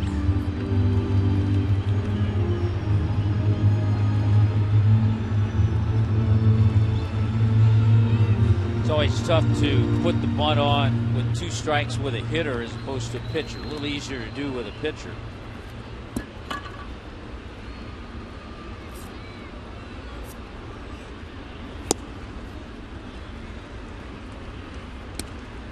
One and 2.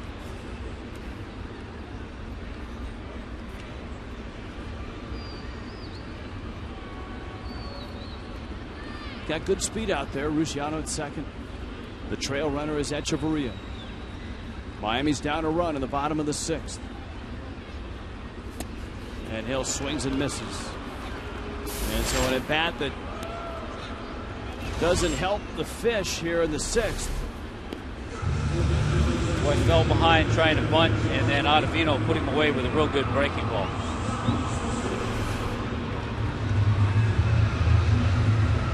Now here is Dobbs. Now, once the announcement was made, Walt Weiss comes out. He's going to make his move.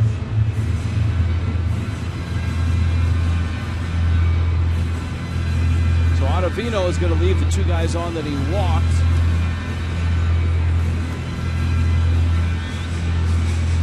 Rockies go to get their lefty on a Metro PCS call to the pen.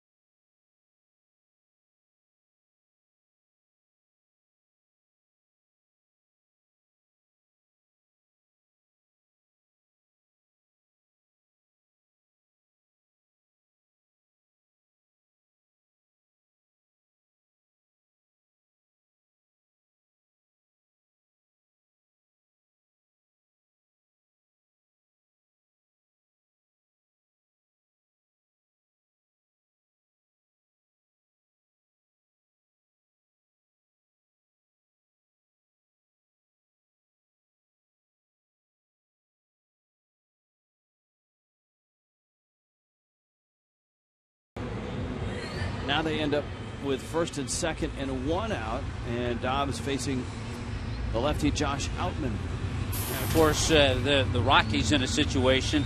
Walt Weiss makes this move. He has Outman because the Marlins have back-to-back lefties now with Dobbs pinch hitting and then Yelich back at the top of the lineup.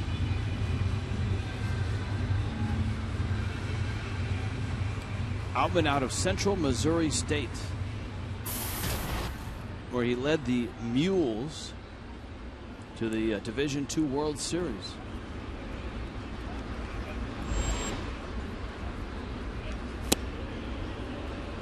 Swing and a miss.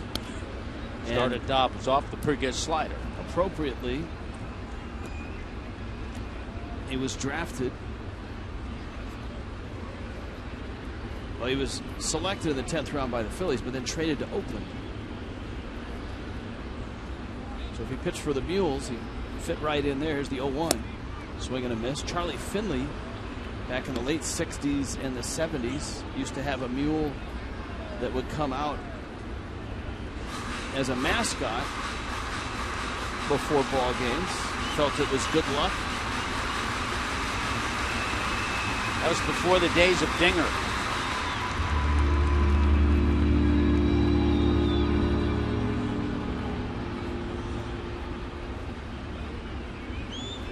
Billy the Marlin wasn't even a thought back then. He's got a little old school look with the high stirrups, sanitary socks.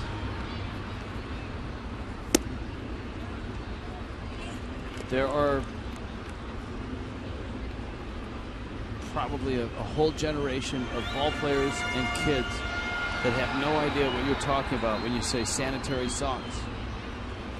High white sock that was worn under the baseball sock that had the stirrup.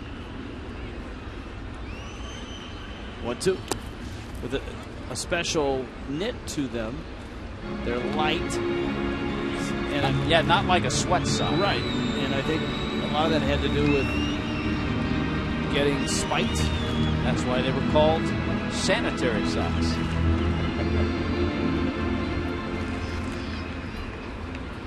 Of course, when you were kids, you wanted a lot of that white to show. You liked to wear them high like that. You have your mom stitch elastic in the stirrup. Absolutely, yeah. 2-2.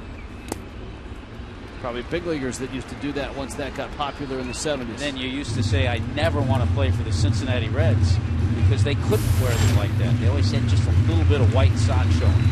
Right, Bob Housen was their president. He would not allow mustaches or high socks, black shoes. He even took the mustache off their mascot. Count's full. Dobbs digs in. Good AB. Outman was out front 0-2.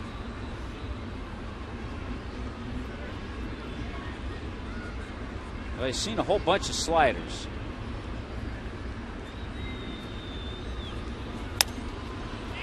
And Dobbs hits a pop into shallow center. Blackman is there, and he makes the catch. So Outman gets one lefty, and now he'll get another in Yelich. And it was the type of at-bat, the number of pitches that were thrown to Greg Dobbs. I'm sure Christian Yelich had his eye on every pitch because he's following another left-handed batter.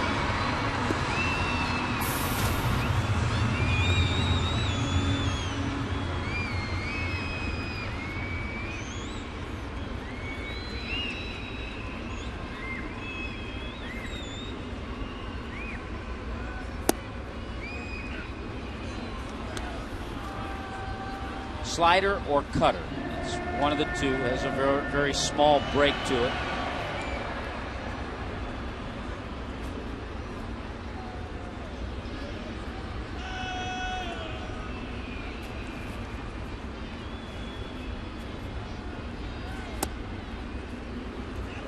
It was 1-1 on Yelich. Show me fastball on the inner part. Wilton Lopez, Colorado's bullpen.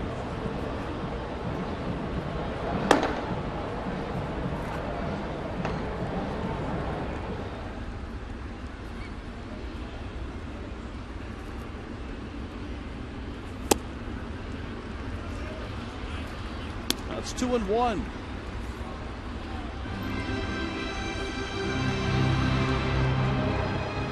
Rockies a one-run lead. Marlins yet another opportunity here in the 6th. They had a couple runners on with one out in the 5th and didn't score.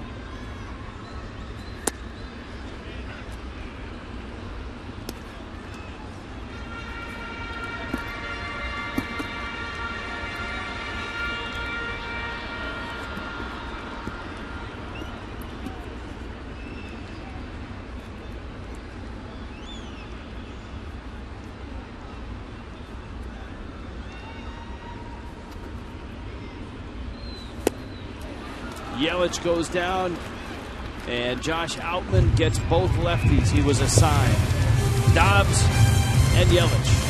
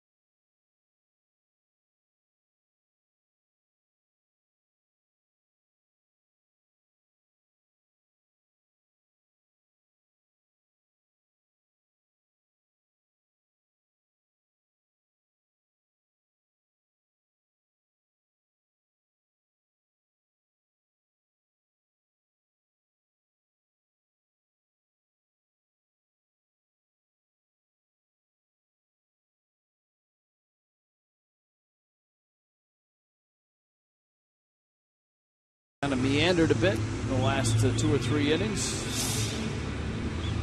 Next watch party is Tuesday night. That's the next telecast for us. We're up in D.C.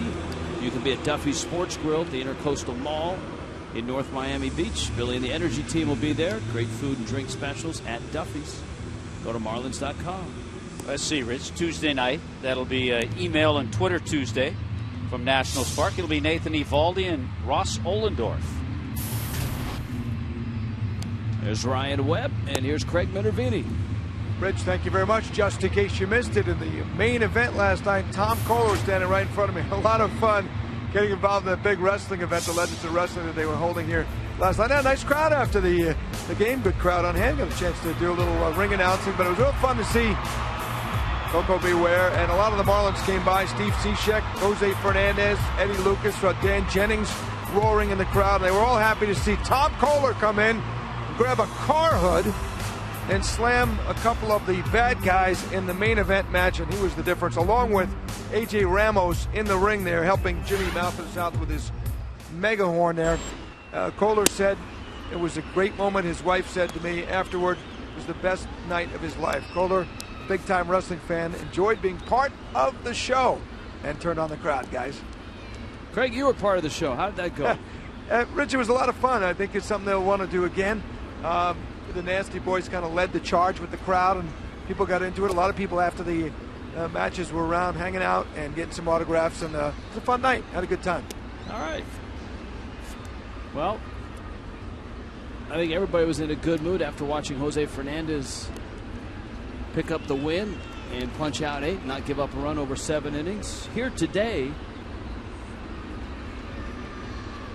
there's been some uneven play at times. The 2 starters didn't get that deep. Jorge De La Rosa went just 5 innings. Jacob Turner 5 2/3. Dan Jennings for Miami finished the 6th. And it's Ryan Webb who opens the 7th. Jordan Pacheco, the hitter for the Rockies. And he delivers a base hit into center field.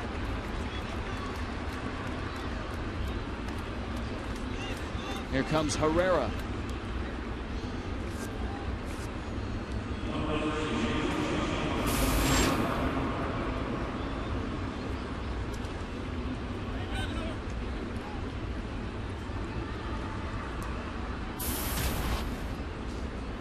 Boy, the other thing you have to keep in mind with the guys that Walt Weiss gave the day off, he's got quite a bench.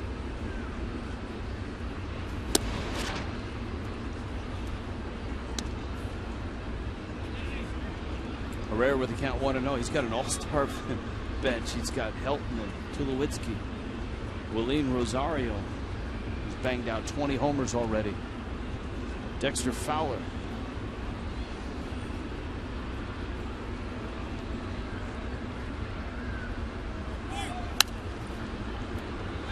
Runner on the move, and that one foul back. Well, with all those names, he has Charlie Culberson in the on-deck circle. But you never know.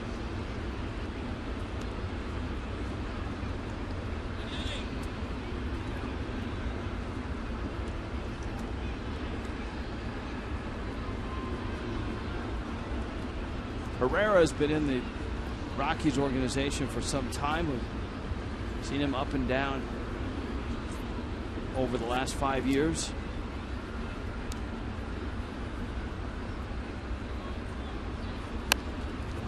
Drops down a bunt. Webb gets the out at first. It's been the type of game, Rich, anytime you have a close game, there's no question you have to get a bunt down, you have to execute a hit and run, maybe hit a sacrifice fly. And so far with that sac bunt, the Rockies have done a little of that, and the Marlins haven't. Marlins twice have failed to move runners up with bunts. The Rockies, and both times it was Herrera, a sacrifice fly in the second and a sacrifice bunt here in the seventh. And here is the aforementioned Culberson.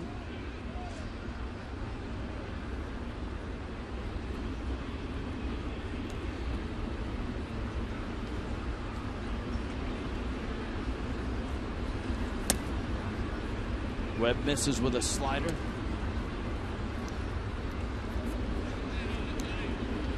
Calhoun High School in Georgia for Culberson.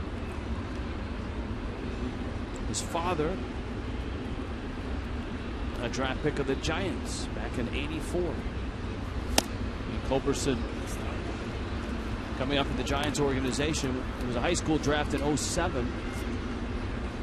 A sandwich pick, which means you sandwich between the first and the second round of compensation picks.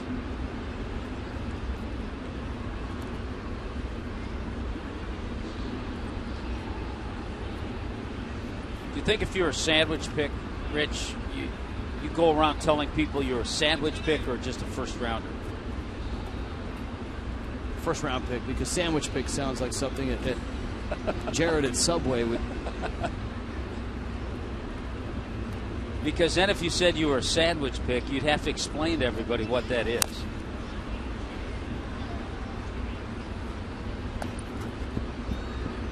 Well, Culberson was the guy that came over from the Giants in the Marco Scutaro trade, which certainly worked out well for the Giants.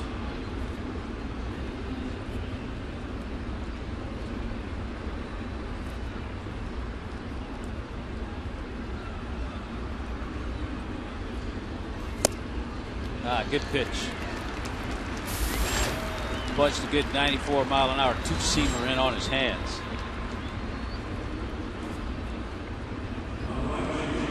Culberson goes down, and now it's Charlie Blackmon.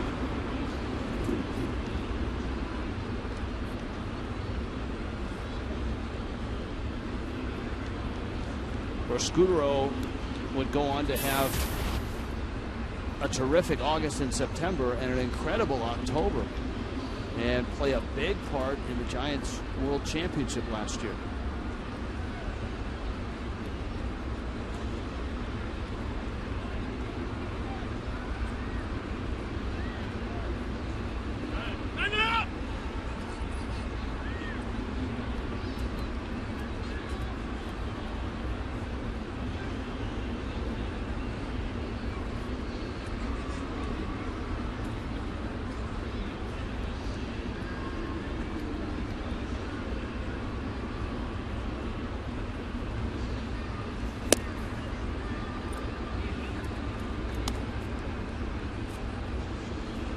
One and 0.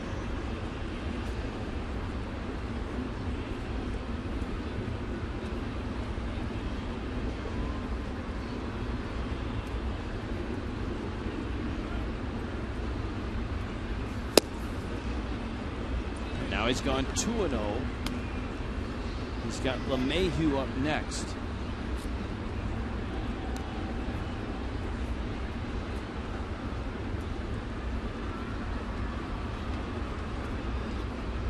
Marlins and Nationals on Tuesday night. Nationals 4-1, trailing Kansas City, bottom 5 in Kansas City. The Phillies are winning 6-2.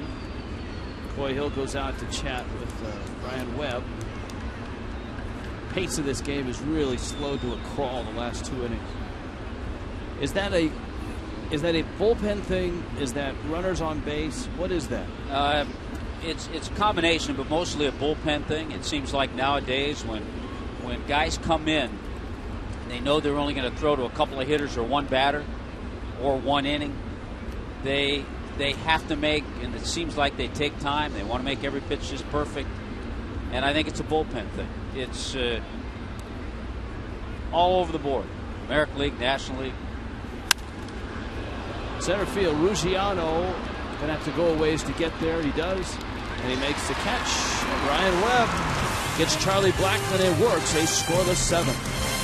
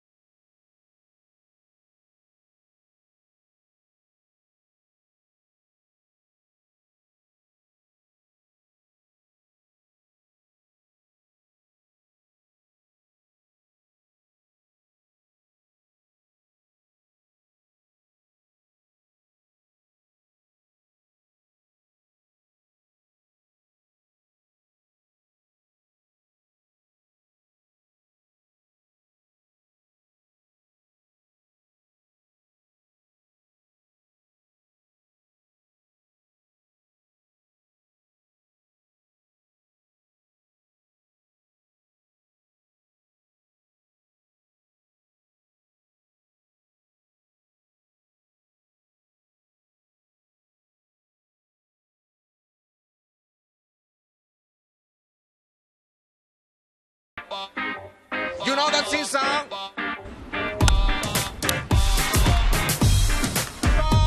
Square peg.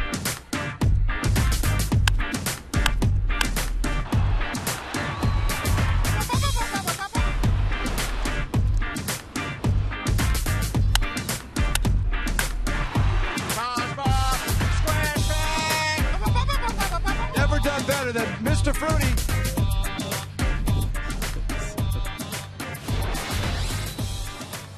Well, on a Kid Sunday, why not? Mr. Fruity, who does accept gratuities out there in left field, continues to entertain.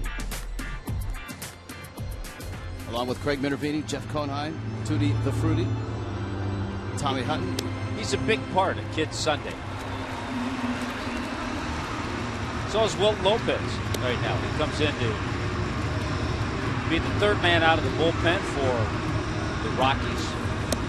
Ottavino, Outman, and now the veteran right-hander Wilt Lopez, who will give you, you know what, it seems like more and more we talk about pitchers out of bullpens, and they have funky deliveries, perky jerkiness about them, and Lopez has that. He's got a pretty good changeup. So should you add to that, kids, if you're at home and you like to pitch in the big leagues, develop a herky-jerky delivery and hide the ball well. Dexter Fowler is in the game. Fowler in center field. And if you can be left-handed, that's even better. throw all those things together. It's not that easy to develop. Charlie Blackmon moves over to left field. This year, Hyun-Jung Ryu. That's right. Convert from being right-handed to left-handed. Yeah.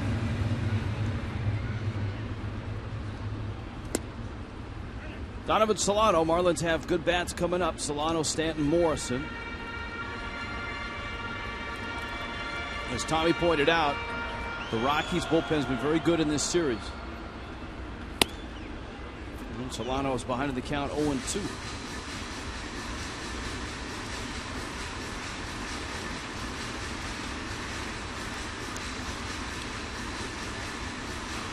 Wilton Lopez in the offseason coming over from Houston.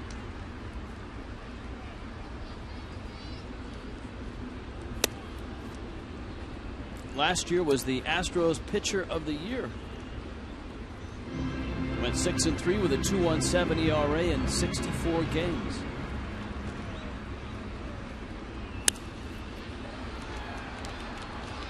LeMahieu makes the play. And there's one out here in the bottom of the 7th. Jack Quall seems to be next in line. Here is Stanton, who is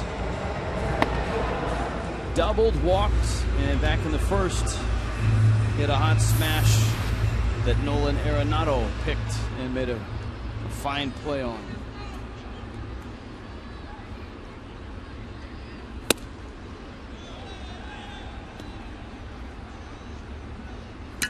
Phillies have opened up a 9-2 lead over Arizona. Bottom 6. The Nationals are still trailing Kansas City 4-1. Marlins Nationals on Tuesday night. Reds are losing at home in the 8th to Milwaukee 3-0. In fact, Cincinnati has just one hit. Marco Estrada is pitching lights out. 9 strikeouts, 1 hit. The starter for the Brewers. Well, the Marlins have another walk. They've been handed a bunch of them. And none of those walks have scored. It's a 6th walk of the ball game. Toyota trend coming up. Marlins lead the all-time series. Of course, the Marlins and the Rockies, expansion teams. The Rockies have been to the World Series once. The Marlins twice. Marlins have won a pair. The Rockies got there in 2007. The Clint Hurdle-led Rockies. So I guess you could say expansion relatives are the Rockies and Marlins.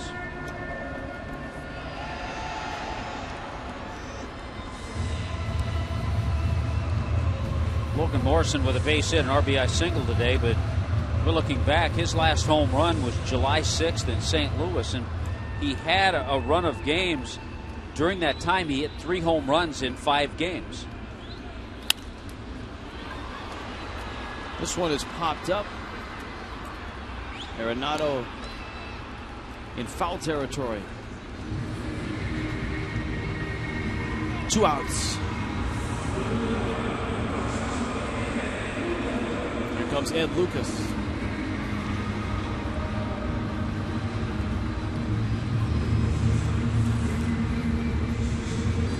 Braves continue to shut out the Cardinals 3-0 in the 6th. It's a Mike Minor start for Atlanta. Lance Lynn for the Cardinals. Tommy was talking about Jordan Schaefer with a pair of hits, a double and triple. If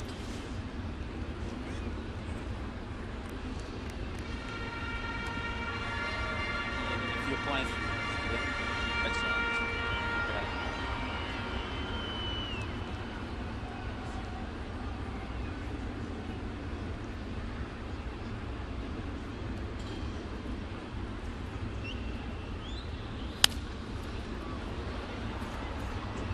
Lucas foul ball.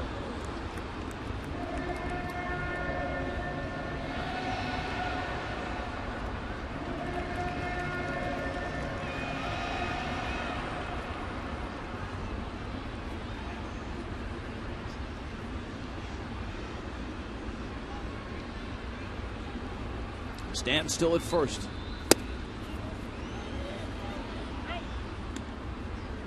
Two and one. A Marlins win would be their 50th. I think any team in baseball wants to avoid 100 losses. And for the Marlins, a few more days left in August and then on to September to try to do that. And the Astros this year won just 43 coming into play today.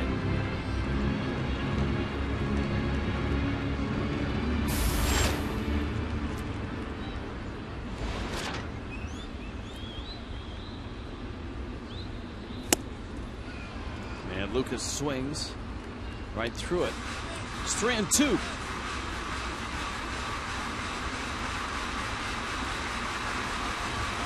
Houston has a 1-0 lead over Toronto in the bottom of the 6th.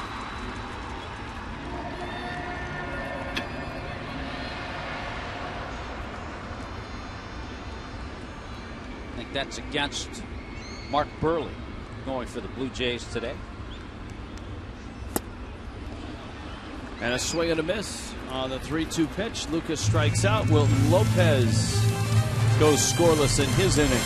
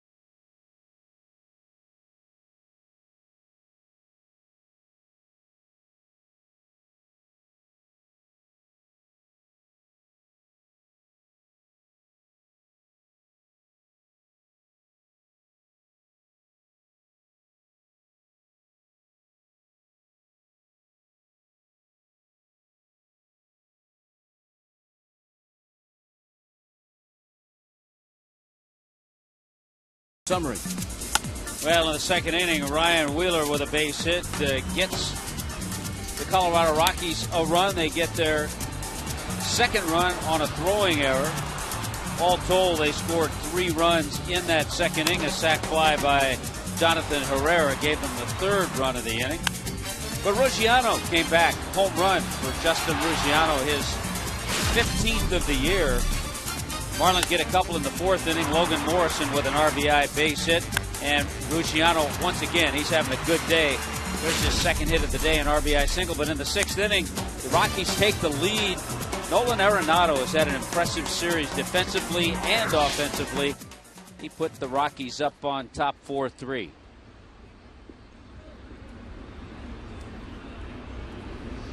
Ryan Webb continues on. Webb worked a scoreless 7th. Asked to pitch here in the 8th. DJ LeMahieu, Corey Dickerson, Michael Kadire, or excuse me, Dexter Fowler in that spot that was occupied by Dickerson. So Fowler up second. And the Rockies still have in reserve Troy Tulowitzki, Willeen Rosario, and some guy named Todd Helton. And Colorado's got a 1-run lead.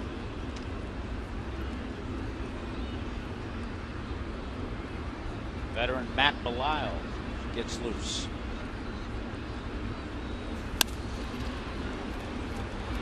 Gorson over to get it, and he'll get to the bag and get LeMahieu.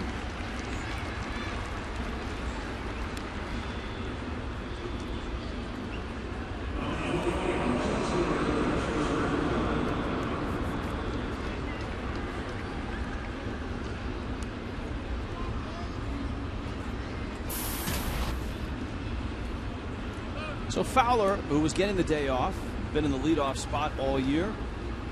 0 for 8 in the series. Boy, the way Fowler started the season, Rockies fans thought he might have 25 home runs. He hit 8 home runs in the month of April. Not a home run guy, just hit 13 last year.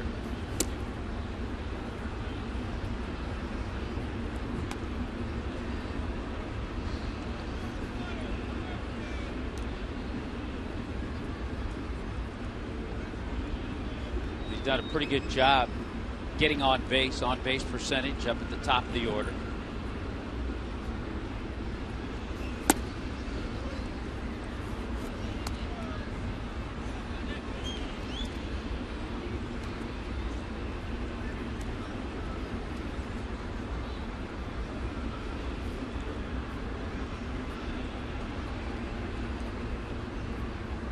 Two one. And Webb catches the corner. Mike Dunn ready to go.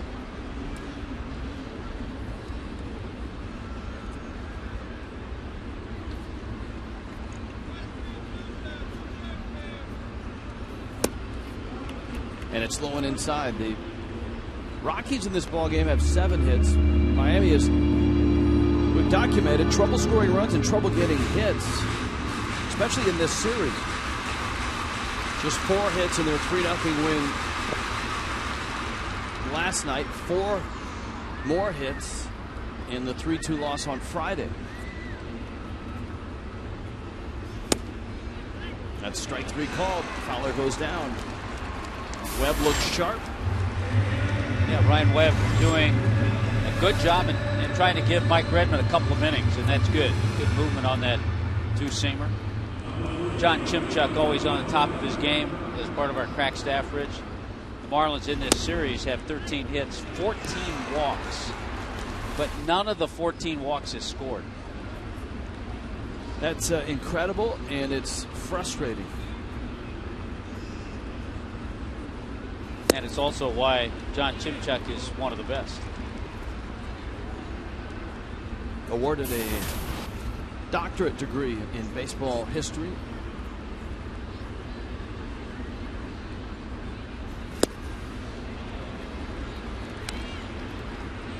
Webb going right to work, getting 2 outs here in the 8th. Kadyr's been a tough out the entire series. Pretty much the entire year. That's for right. everybody. He came into the game with a 329 average. So Kadir right at 330 now. I mean, he's still involved in that batting race a little bit. On base percentage above 390. But Webb gets him. Really nice work by Ryan Webb today. 2 scoreless innings. Marlins still shy a run.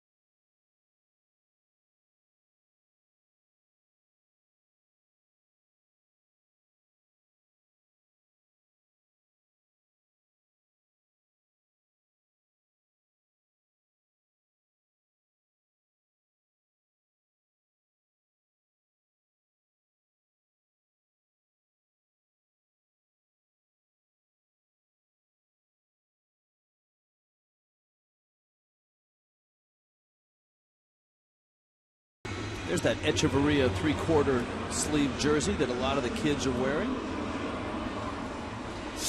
MLB.com at bat, #1 source for live baseball everywhere you go.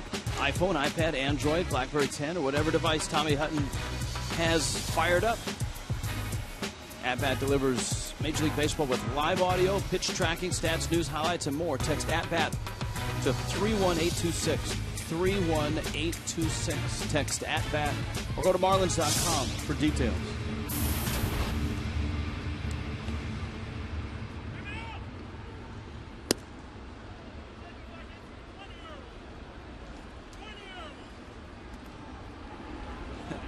I think there was a dispute here. Rob Drake is upset.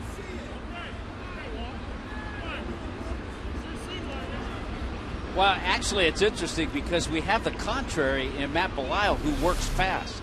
Right. He was ready to go, and time had been called. Rob Drake, you heard him call time. But everybody on the Rockies bench saying, why are you calling time?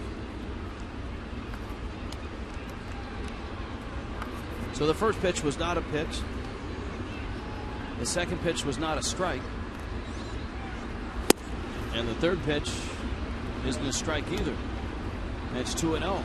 And Belisle in his fifth consecutive year.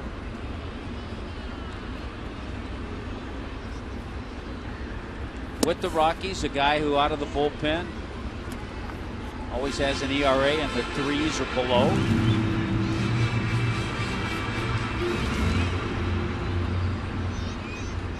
Well, it's 2-1, and he hasn't missed yet, at least on Fox Tracks.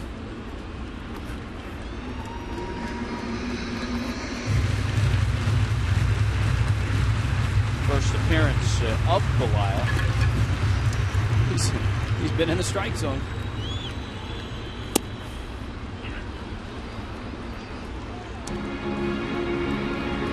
Three and two.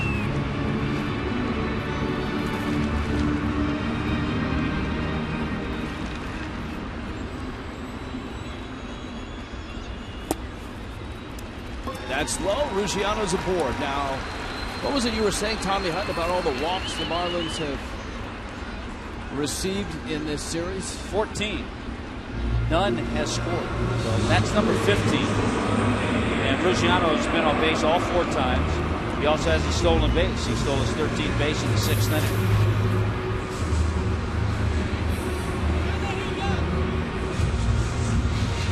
Echeverria now.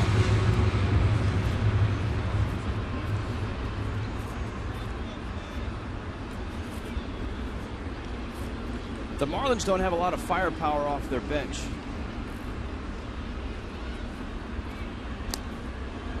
And so when you get down to this spot in the order, and you got the pitcher spot coming up, that can change the way you manage the game. It was one thing when the Marlins had Greg Dobbs available. They've used him. Dobbs flied out back in the 6th. Echeverria bunts. No one's at first, not yet. And just in time, arriving is LeMahieu to catch the throw from Belisle.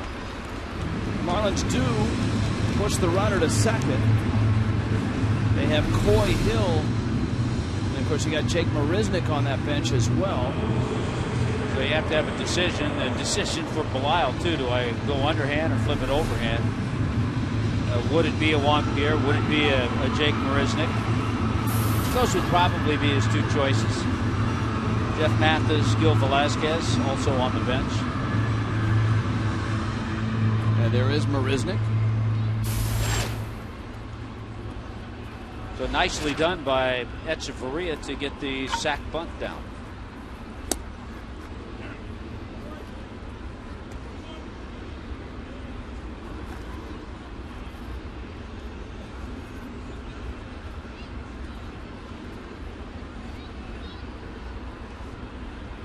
Rockies go back home, open up a series against the Giants tomorrow night.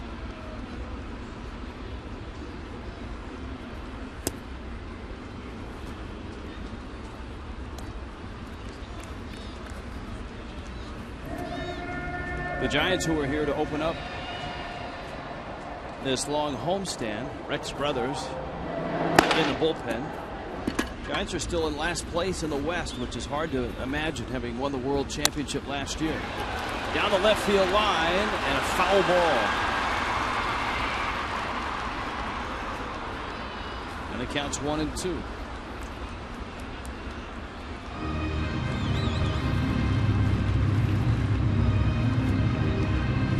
What if the Giants, Rich, will make many changes in the offseason? They got a decision to make as far as Tim Lincecum. Brian Sabian is one of the best in the game at not only developing pitching. He and Dick Tidrow work so well together in that Giants front office. Developing pitching, identifying a veteran piece that'll help here or there.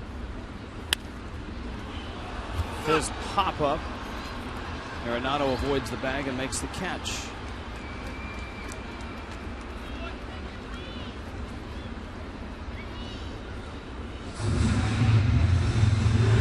Here comes Marisnick now. Boy, nice couple of innings from Ryan Webb to get it to this point. Marisnick pinch hitting for Webb.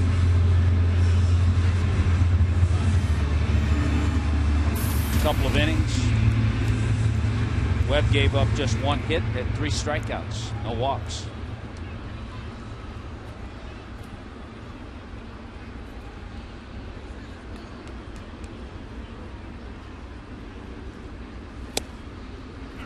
And so Belial working quickly.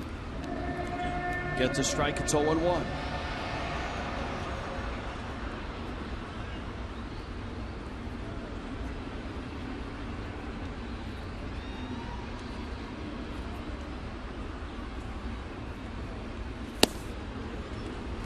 Sneaky fast at 91, and it counts 0-2.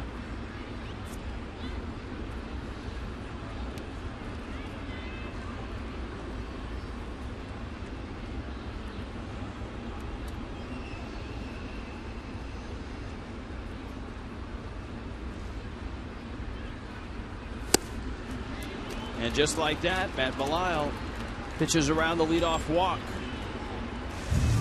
Rockies hang on to that 1-run lead.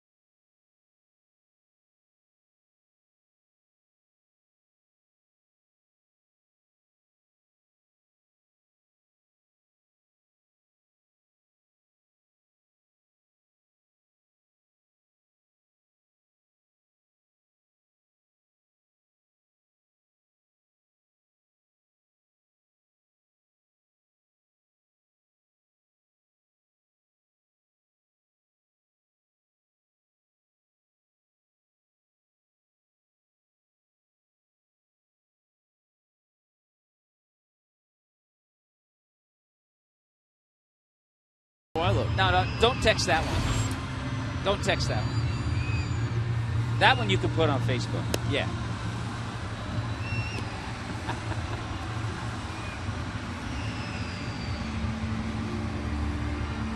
I think if we Photoshop that one a little bit. Mike Dunn. It's been a frustrating day for the Marlins. It's been a frustrating homestand for the Marlins. Well, the Marlins coming into this game, Rich, in the 9 games on the homestand, 3-6. So in jeopardy of going 3-7.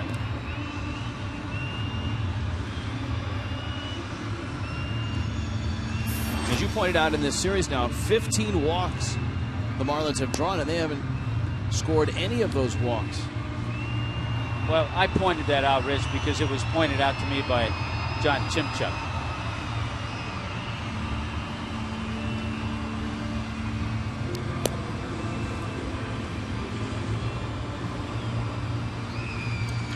Mike Redmond, his first year of managing. I'm sure when he gets back to Spokane in October, we'll maybe go up to Coeur d'Alene, Sandpoint, spend some alone time, and think about his 2013 season, what he's learned, what he would like to do differently next year. Nolan Arenado, Ryan Wheeler, and Jordan Pacheco.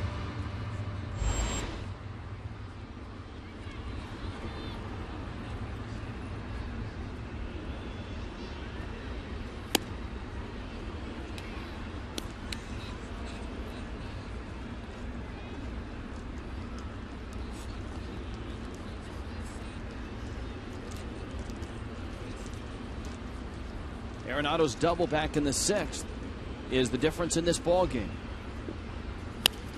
Actually, that's not true. His double in the 6th and his glove earlier in the ball game, the difference in the ball game. The play he made, he's had an impact on this game. In the 4th inning, Miami had scored twice. They had the bags loaded and nobody out, and Coy Hill hit a ground ball behind the bag at 3rd. And Arenado streaking to his right. You would expect a guy would make that play and try to get to 3rd and get a force out. Arenado fired the ball home to get the out at home, and his catcher Jordan Pacheco wheeled and threw out Hill at first in a spectacular 5-2-3 double play. And the Marlins, who were on the verge of a big inning, all of a sudden came to a screeching halt. They haven't scored since. So if Tommy Hutton, you were to give a most valuable player in this ball game, I think Nolan Arenado. Here it was, bases loaded, nobody out. Watch the throw. Plus you have the runner, Ed Lucas, going to the plate, so he has to throw around him. And then a heads-up play by the catcher, Jordan Pacheco, to complete the double play.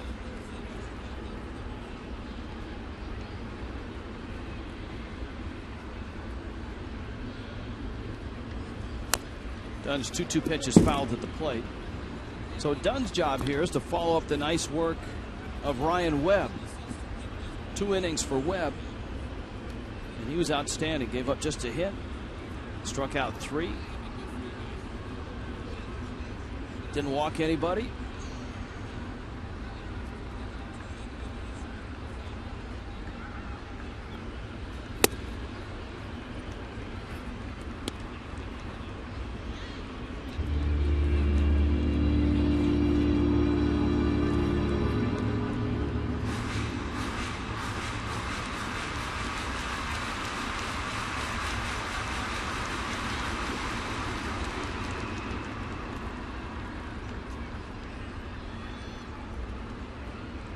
Three-two. And a good live fastball at 95 miles an hour.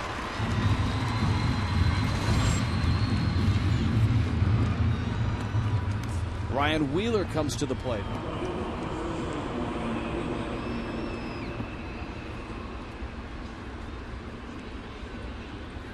Chuck Hernandez saw Jacob Turner take a step forward in this ball game. 5 2/3 innings for Turner, coming off a couple of starts where ball strike ratio, walks and strikeouts were way out of whack. And in this one, Turner 5 2/3, 6 hits, 4 runs, 3 earned. Just a walk, just a strikeout. Mike Dunn, by the way, Rich, a little streak going. He pitched an inning in the first game of this series and struck out the side. So striking out Arenado, Dunn has struck out 4 in a row.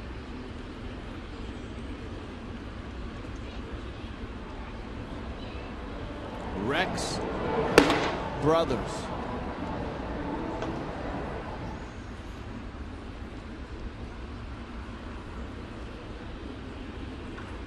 With Rafael Betancourt on the disabled list, Brothers is closing right now for the Rockies.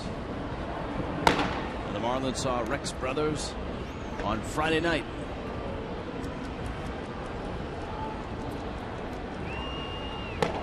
He picked up his 12th save in the 3-2 win. Wheeler waiting on a 1-2 from Dunn. Struck him out. So 5 strikeouts in a row for Mike Dunn.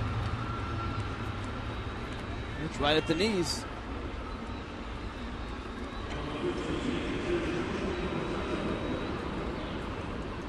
Here's Pacheco's lined out, bounced out single.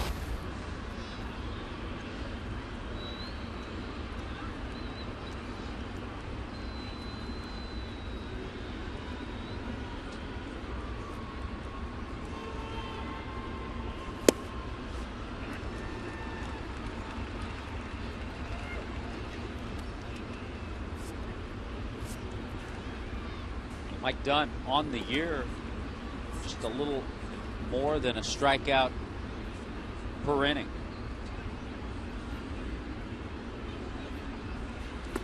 .55 innings, 58 strikeouts.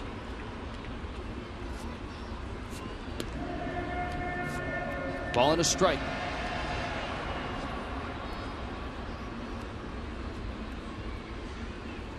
Jorge De La Rosa is lined up to get the win. De La Rosa could go to 14-6.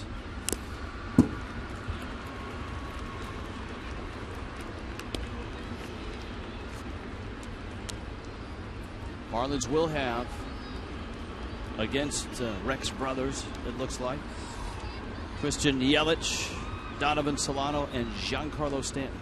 No, top of the order. That's what you'd like. See if Dunn can make it 6 in a row in this series.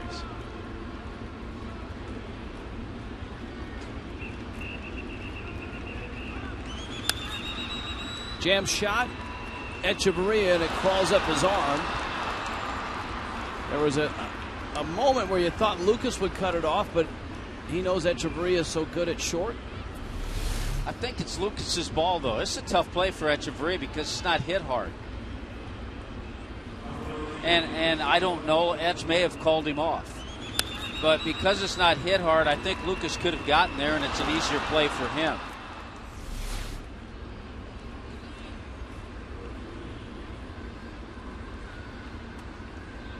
It's going to go as an error, the Marlins' second error of the ballgame. Echeverria had a real nice first 4 months defensively, but this month of August has not been a kind one to him. No, you're absolutely right. That's for Echeverria, that's his 14th error of the year, but his 7th error in August. It's amazing, half of his errors this month. The Marlins as a team have committed 10 on this homestand.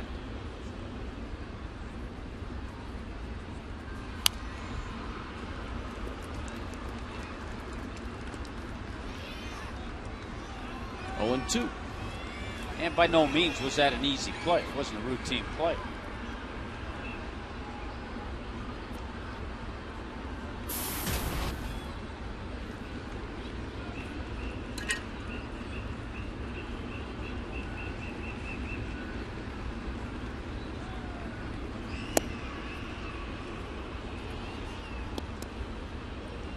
Arizona trying to mount a comeback in Philly, 9-5. Philly's on top.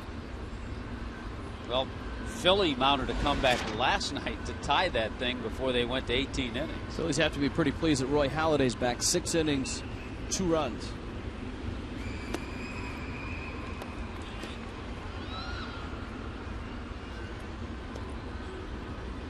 The Reds need to rally.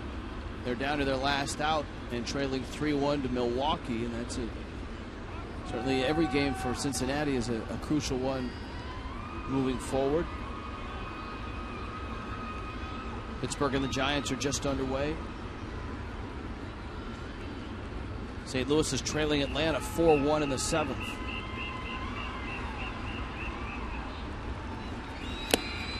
And Dunn gets a strikeout. So he doesn't strike out the side, but he does strike out 3. Bullpen for the Fish has looked good, but the Marlins are down a run.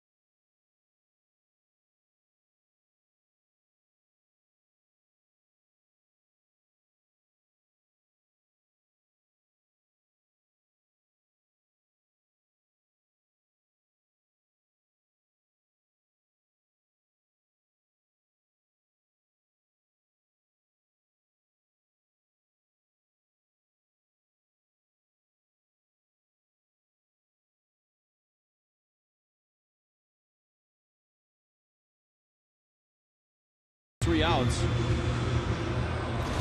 At times it has looked like the Marlins were going to mount run-scoring innings, but in a ball game in which the Rockies have played good defense, have walked a lot of hitters, yet still lead this ball game. Rockies have walked 7. None have scored. AT&T Uverse poll results. Cardinals caught the Pirates. Can they win the Central? 50-50.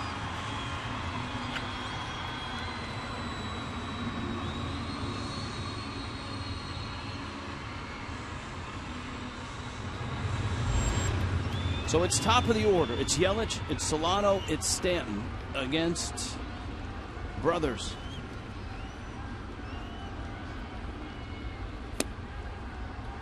Brothers on Friday faced Ed Lucas, Cedeni Echeverria, and Jake Marisnick. And he struck out Echeverria and Marisnick.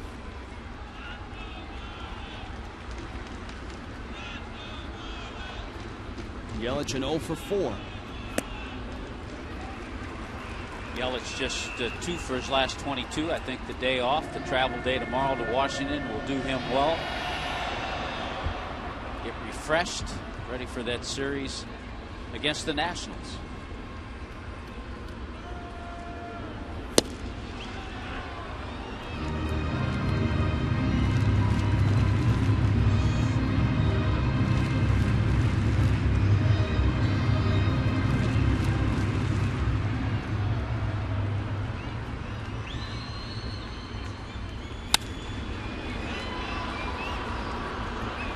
Into the seats.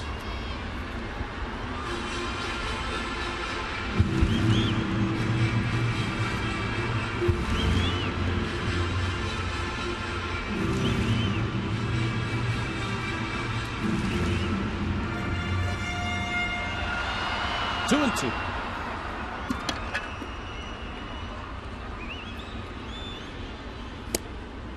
And that would be strike 3 called, and that's why Rick's brothers have been able to take the baton from Betancourt and close games. Matt Belisle had the 8th. Remember, Adam Ottavino and Josh Outman have also pitched. So the Rockies bullpen's been very good in this series. Boy, that's just a nasty breaking ball. Some good fastballs, and he throws Yelich with the good slider. 3rd time for Yelich in this afternoon's game. Tough day for him.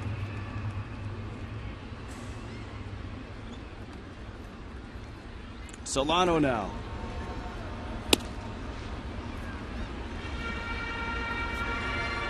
Marlins trying to get a base runner. Stanton and Morrison waiting in the wings.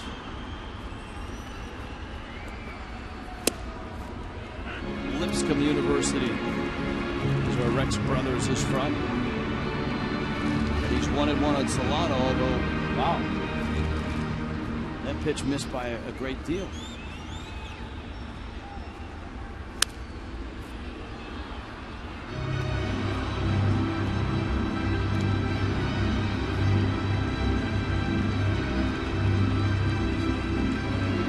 One and two.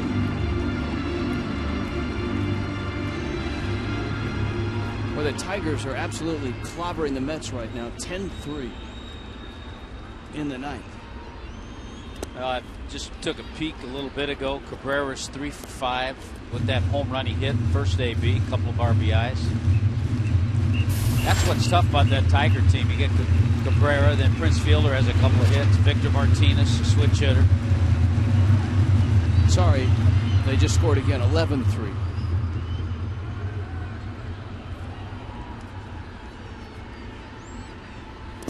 We told you the Nationals are hot. The Marlins are there on Tuesday night. They were down 4-1 in Kansas City. They just tied it. It's 4-4 in the bottom of the 7th. Ian Desmond is homer. He's been hot. Denard Span is homer. Desmond's has 19 home runs now. Bryce Harper is 18th. Denard Span is 3rd. Solano fouls it off. Desmond homered last night in the National 7-2 win in Kansas City. Counts full on Solano. Trying to find a way aboard.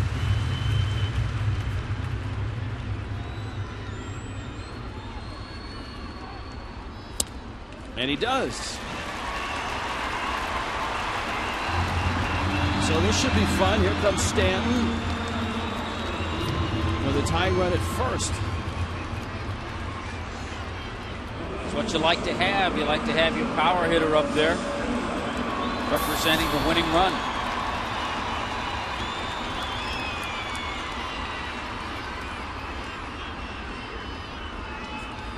A pair of walks, a double, and a ground out.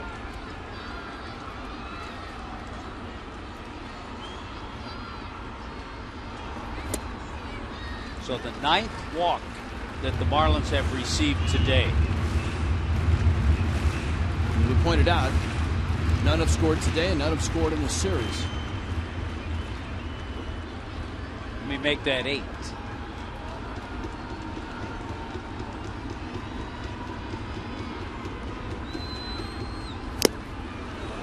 There was the rip.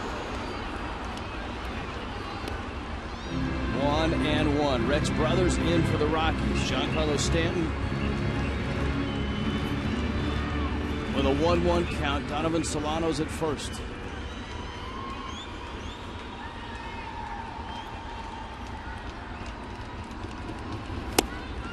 Remember, the Rockies came into this series having blown a couple of saves in Philadelphia.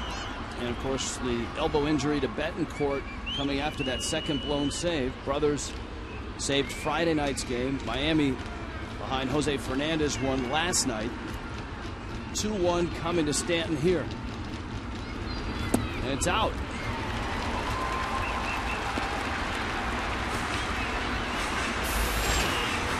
Where Brothers really got himself in trouble was issuing the walk to Solano with 1 out. He wanted to face Stanton with nobody on base.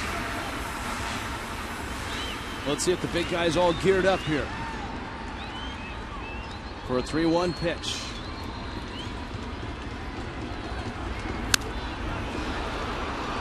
He was. Yeah, he was geared up. He had a good rip. The double he hit was off the top of the wall in deepest, darkest right center field.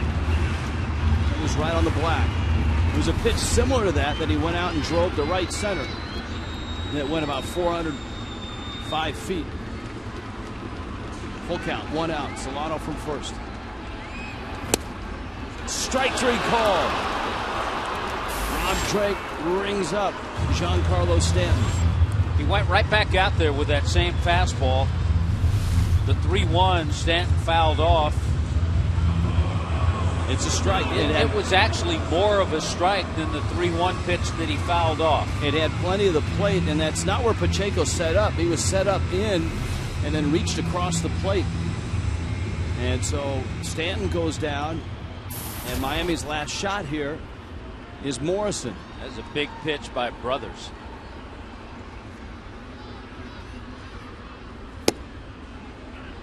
Rockies' outfield is deep. They know the drill. They'll try to prevent Solano from scoring on a ball in the gap. That's really tough to do in this ballpark, though. Because even if they're deep and they get it in the gap, you got a chance to score. Which is obviously similar to Coors Field. Morrison had to cut it a 95-mile-an-hour fastball, and now the count's 0-2.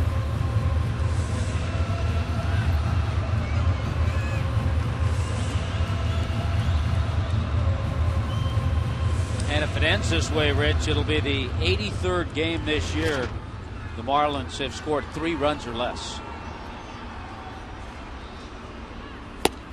0-2 out.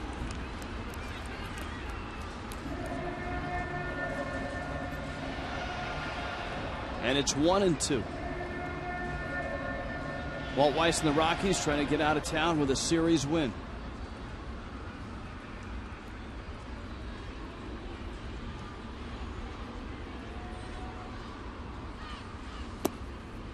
Morrison lays off the breaking ball, 2-2.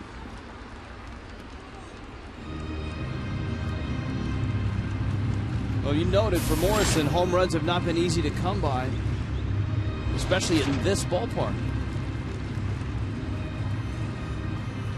Yeah, he has not homered in this ballpark this year. Now the 2-2. 3-2 gives the advantage now to Solano, who can run on the pitch and get a running start in case Morrison does knock one into the outfield. And Brothers knows this is the guy he wants to get. He has a right-handed bat. I've had Lucas on deck.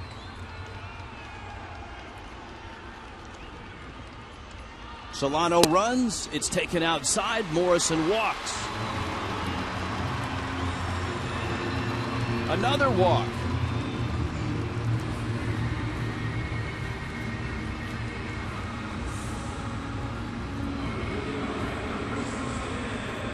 On base a couple of times today on his birthday. A walk, a base hit. Had an RBI single in the 4th inning. This is one of those quick messages. It's not the pitching coach coming out. It's Walt Weiss coming out to get something across to his catcher, Pacheco, and also to his pitcher, Rex Brothers.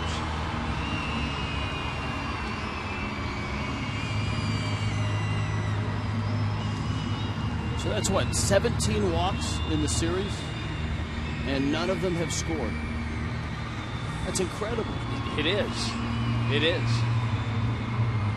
Much better against lefties.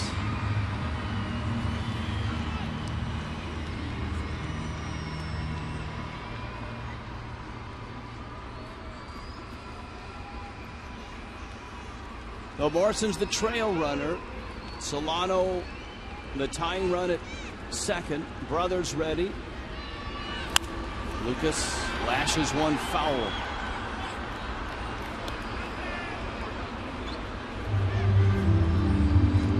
Oh and 1.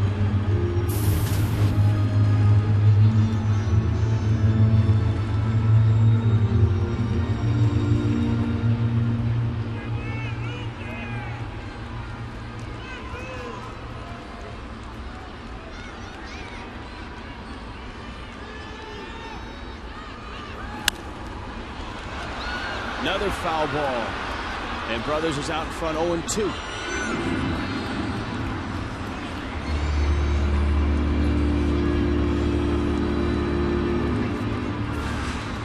Lucas had some big hits in this series. A home run on Friday. An RBI single that got the Marlins on the board in a 3-0 win yesterday. 0 for 3 in this one. Tying run at second, winning run at first. 2 outs, bottom 9. Rex Brothers to the plate. Check swing. That was close.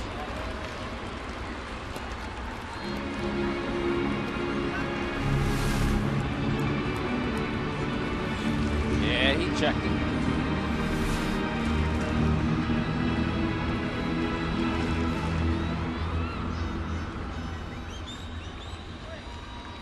Walt Weiss actually went from one end of the dugout down to the other end to argue with Joe West. And Lucas steps out because of all the clamor. No, Weiss is going to have to step out if he doesn't watch it.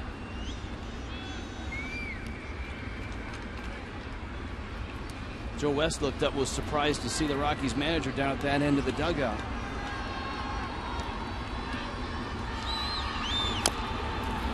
And Lucas stays alive.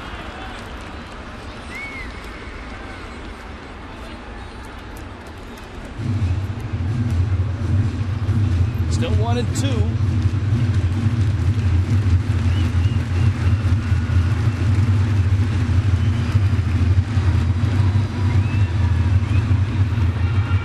Solano and Morrison. Lucas would love to set him in motion. 2 outs, down a run, bottom 9. Lucas, a ground ball to short. Herrera gets the out, and the Rockies get the game. And Colorado wins the series. They win the ball game 4-3. We'll wrap it up when we return to Miami.